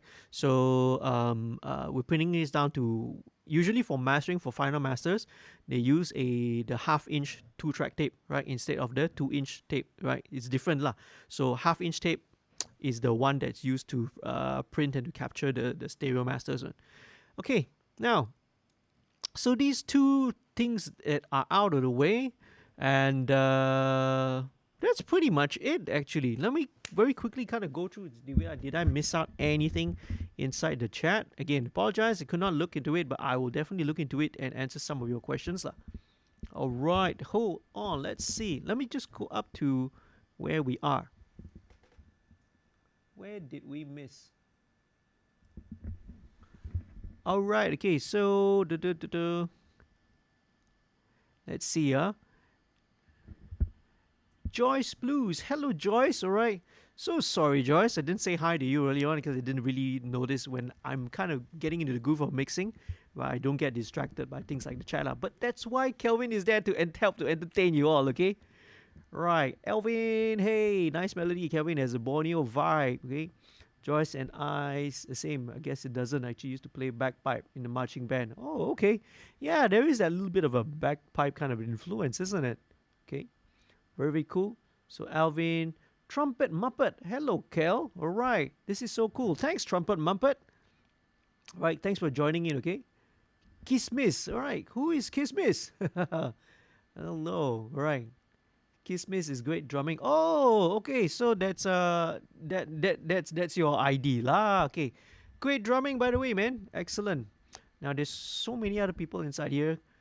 Christopher Muhammad Yusuf Brown. Hello. Kurt Hardy. Knock on Drums. Okay, Knock on Drums. That's a cool name, man. Right? Cool. Now, I apologize if I missed out anybody, okay? Alright. Shizumaru official. Hey, Shizumaru. Okay. Cool. So I apologize if I missed out anybody in the chat. Okay, I will kind of look at it as well. Oh, Mr. Ying Kit Lim. Hey, every educational learning for me. So many features to consider to mix a song. Hey, yeah, man, cool. I hope that you found this useful. So we're gonna wrap this up now. So what we're gonna do is, well, we're gonna wrap this up, and we'll take a listen of the entire song from start to end. But before that, I also want to very quickly let me switch over to another pair of speakers, my Yamaha NS10s, the small speakers. So I want to have a slightly different frame of mind when I listen, frame of reference when I listen to what I have done all this while. Okay, because currently at the moment I always start a mix on my big speakers, which are the Cali LP8s, 8 inches. So now I want to move into the smaller speakers, the Yamaha NS10s, to sort of get a different frame of reference. Just a second, okay? Don't go anywhere.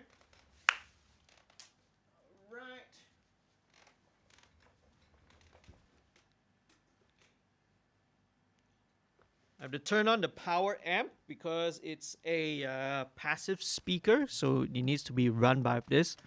Okay, so before we listen to this song for one more go, all right, thank you so much again. I really appreciate all of you who have hung out with me. For those who are new and first timers coming onto this live stream, welcome, all right. I appreciate that you kind of hung around and stuck around all this while. Now it's almost 1 a.m. really, so it's like what, 10, 11, 12. 3.5 hours. You guys are simply awesome, man. Okay, you are super awesome. I really appreciate you. Hopefully you found this informative. Hopefully you found it a little bit more entertaining. This little live stream and these videos will give you a little bit of insight into the mixing process of a song. In this case, right, the featured artist tonight is Kelvyn Yeang, and this is his new track titled Leprechaun. Hey, so hopefully this kind of gives you a bit of insight, you know, a bit of appreciation towards the process that goes behind it. Okay, so go ahead and support your local music and your local musicians. Okay, so what are the ways that you can support? One of the ways that you can really help to support, right, especially now that under MCO with COVID-19, there is no live gigs, no live performances, is obviously you can help to go and stream their songs if they are, you know, and download their records, okay, stream their videos, watch their videos. All these ways to help bring a little bit of revenue to them. Buy their merchandise if they have, right, and help to support the musicians out there, okay. But another way that you can do so also, right, and to also help me with the creation of content like this, I have weekly live streams on Friday that alternates between the MixStream and also live stream Q&As. I have lots and tons of other videos as well. I have tutorial sessions. Last year, I did the direct access music production workshop around September, October. The entire content of that workshop is also on my YouTube channel as well. That one covers, right, you can really see the process of song production. I took a local Malaysian band, produced them, recorded the drums, the bass, the guitars, the vocals, mixed everything from start to finish until the end. So that course, usually I've been doing it every year. Usually if you attend, it's like a 3,000 ringgit course. But I'm putting out there on YouTube for you for free, okay? So if you want to show your support, all right, please head on down, go to this place, go to this website. This is called Patreon, patreon.com/2105. So you check it out and just study and check out all the available tiers, right? It's for as low as $1 a month, okay? And it goes all the way up to $3, then you have $5, and the VIP one, you get $10, like it's $10 a month, okay? Right, so $10 a month, VIP, what do you get? For that, you $10 a month, that's about 40 ringgit a month. You get weekly, once a week, a weekly one-on-one tutorial and mentoring sessions with me. We do it remotely, okay? So I have a couple of students we arrange, right, for remote sessions, right? So they do Q&As. I go through some of the mixes, some of the work and stuff like that, and give them a bit of personal one-on-one tutoring, okay? Plus loads of other benefits, Go ahead and check it out, okay? But best of all, if you were to sign up, right, and message me and use the code MixStream20, MixStream20, 50% of that revenue is going to go to this week's featured artist, okay, which is in this case, it's going to go to Kelvyn. So if you want to help to support, firstly, my channel, right, the MixStream Academy that I run, right, do check it out. All the details are down in the description below. Please go ahead, head on down and click on the and sign up for a Patreon subscription, okay? Would really appreciate it. Now, so Last but not least, if you're watching this on a replay, I do leave a like if you found it useful, informative. Share it with your friends, right? Let them have a little sneak peek onto how the latest song from Kelvyn sounds like. Okay, so when it's out, I'm sure Kelvyn will let all of y'all know. So stay tuned. Okay. Last but not least, I hope if you haven't done so, please subscribe. Okay, become a subscriber. Really appreciate it. So, lastly, hope that wherever you're watching this from, okay, all the way in our friends, we have somebody all the way from Philippines as well jumping in, right? I hope you guys are all staying safe. Take care of yourself, right? Wash your hands, take care of your hygiene, wear a mask when you go out, practice social distancing. For those who are celebrating Chinese New Year, right, going for in advance, right? See you all next week. Don't go to Pasar Malam, okay? That joke's been going around. I know this past couple of days. So don't go around Pasar Malam for your reunion, okay? All right. Stay safe, right? And I will see you all real soon. Let's take a listen to the song, right, from top to start. And here we go.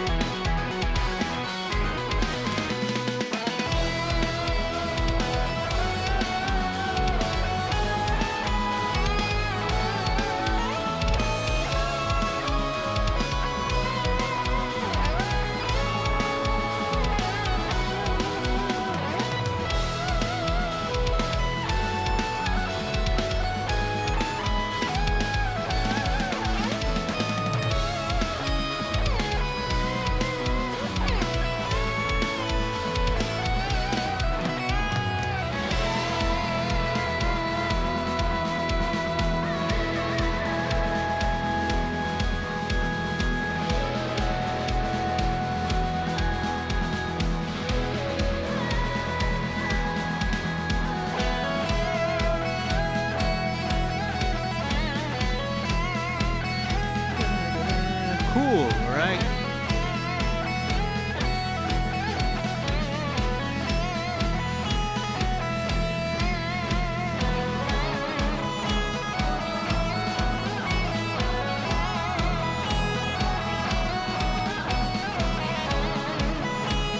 Some automation here, maybe the snare here needs to go up a little bit.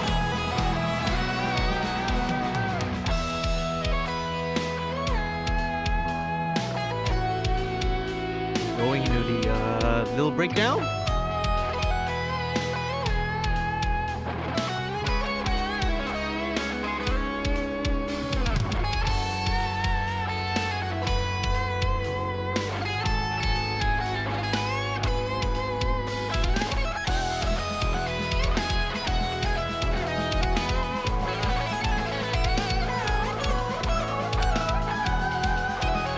Right. I love that part, man. The choir goes into a unison with the lead guitar. That's really, really cool. Building up. Choir comes back here again.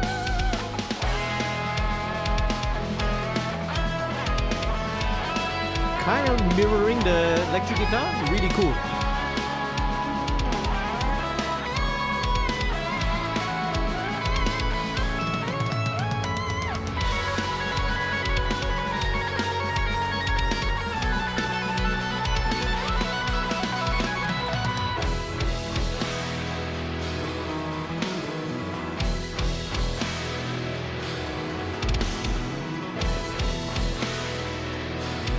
halftime little breakdown, bass solo.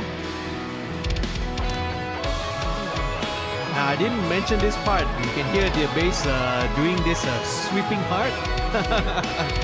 Bass solo sweep, man. Okay, again, automation wise, all these things will need to be taken care of, right?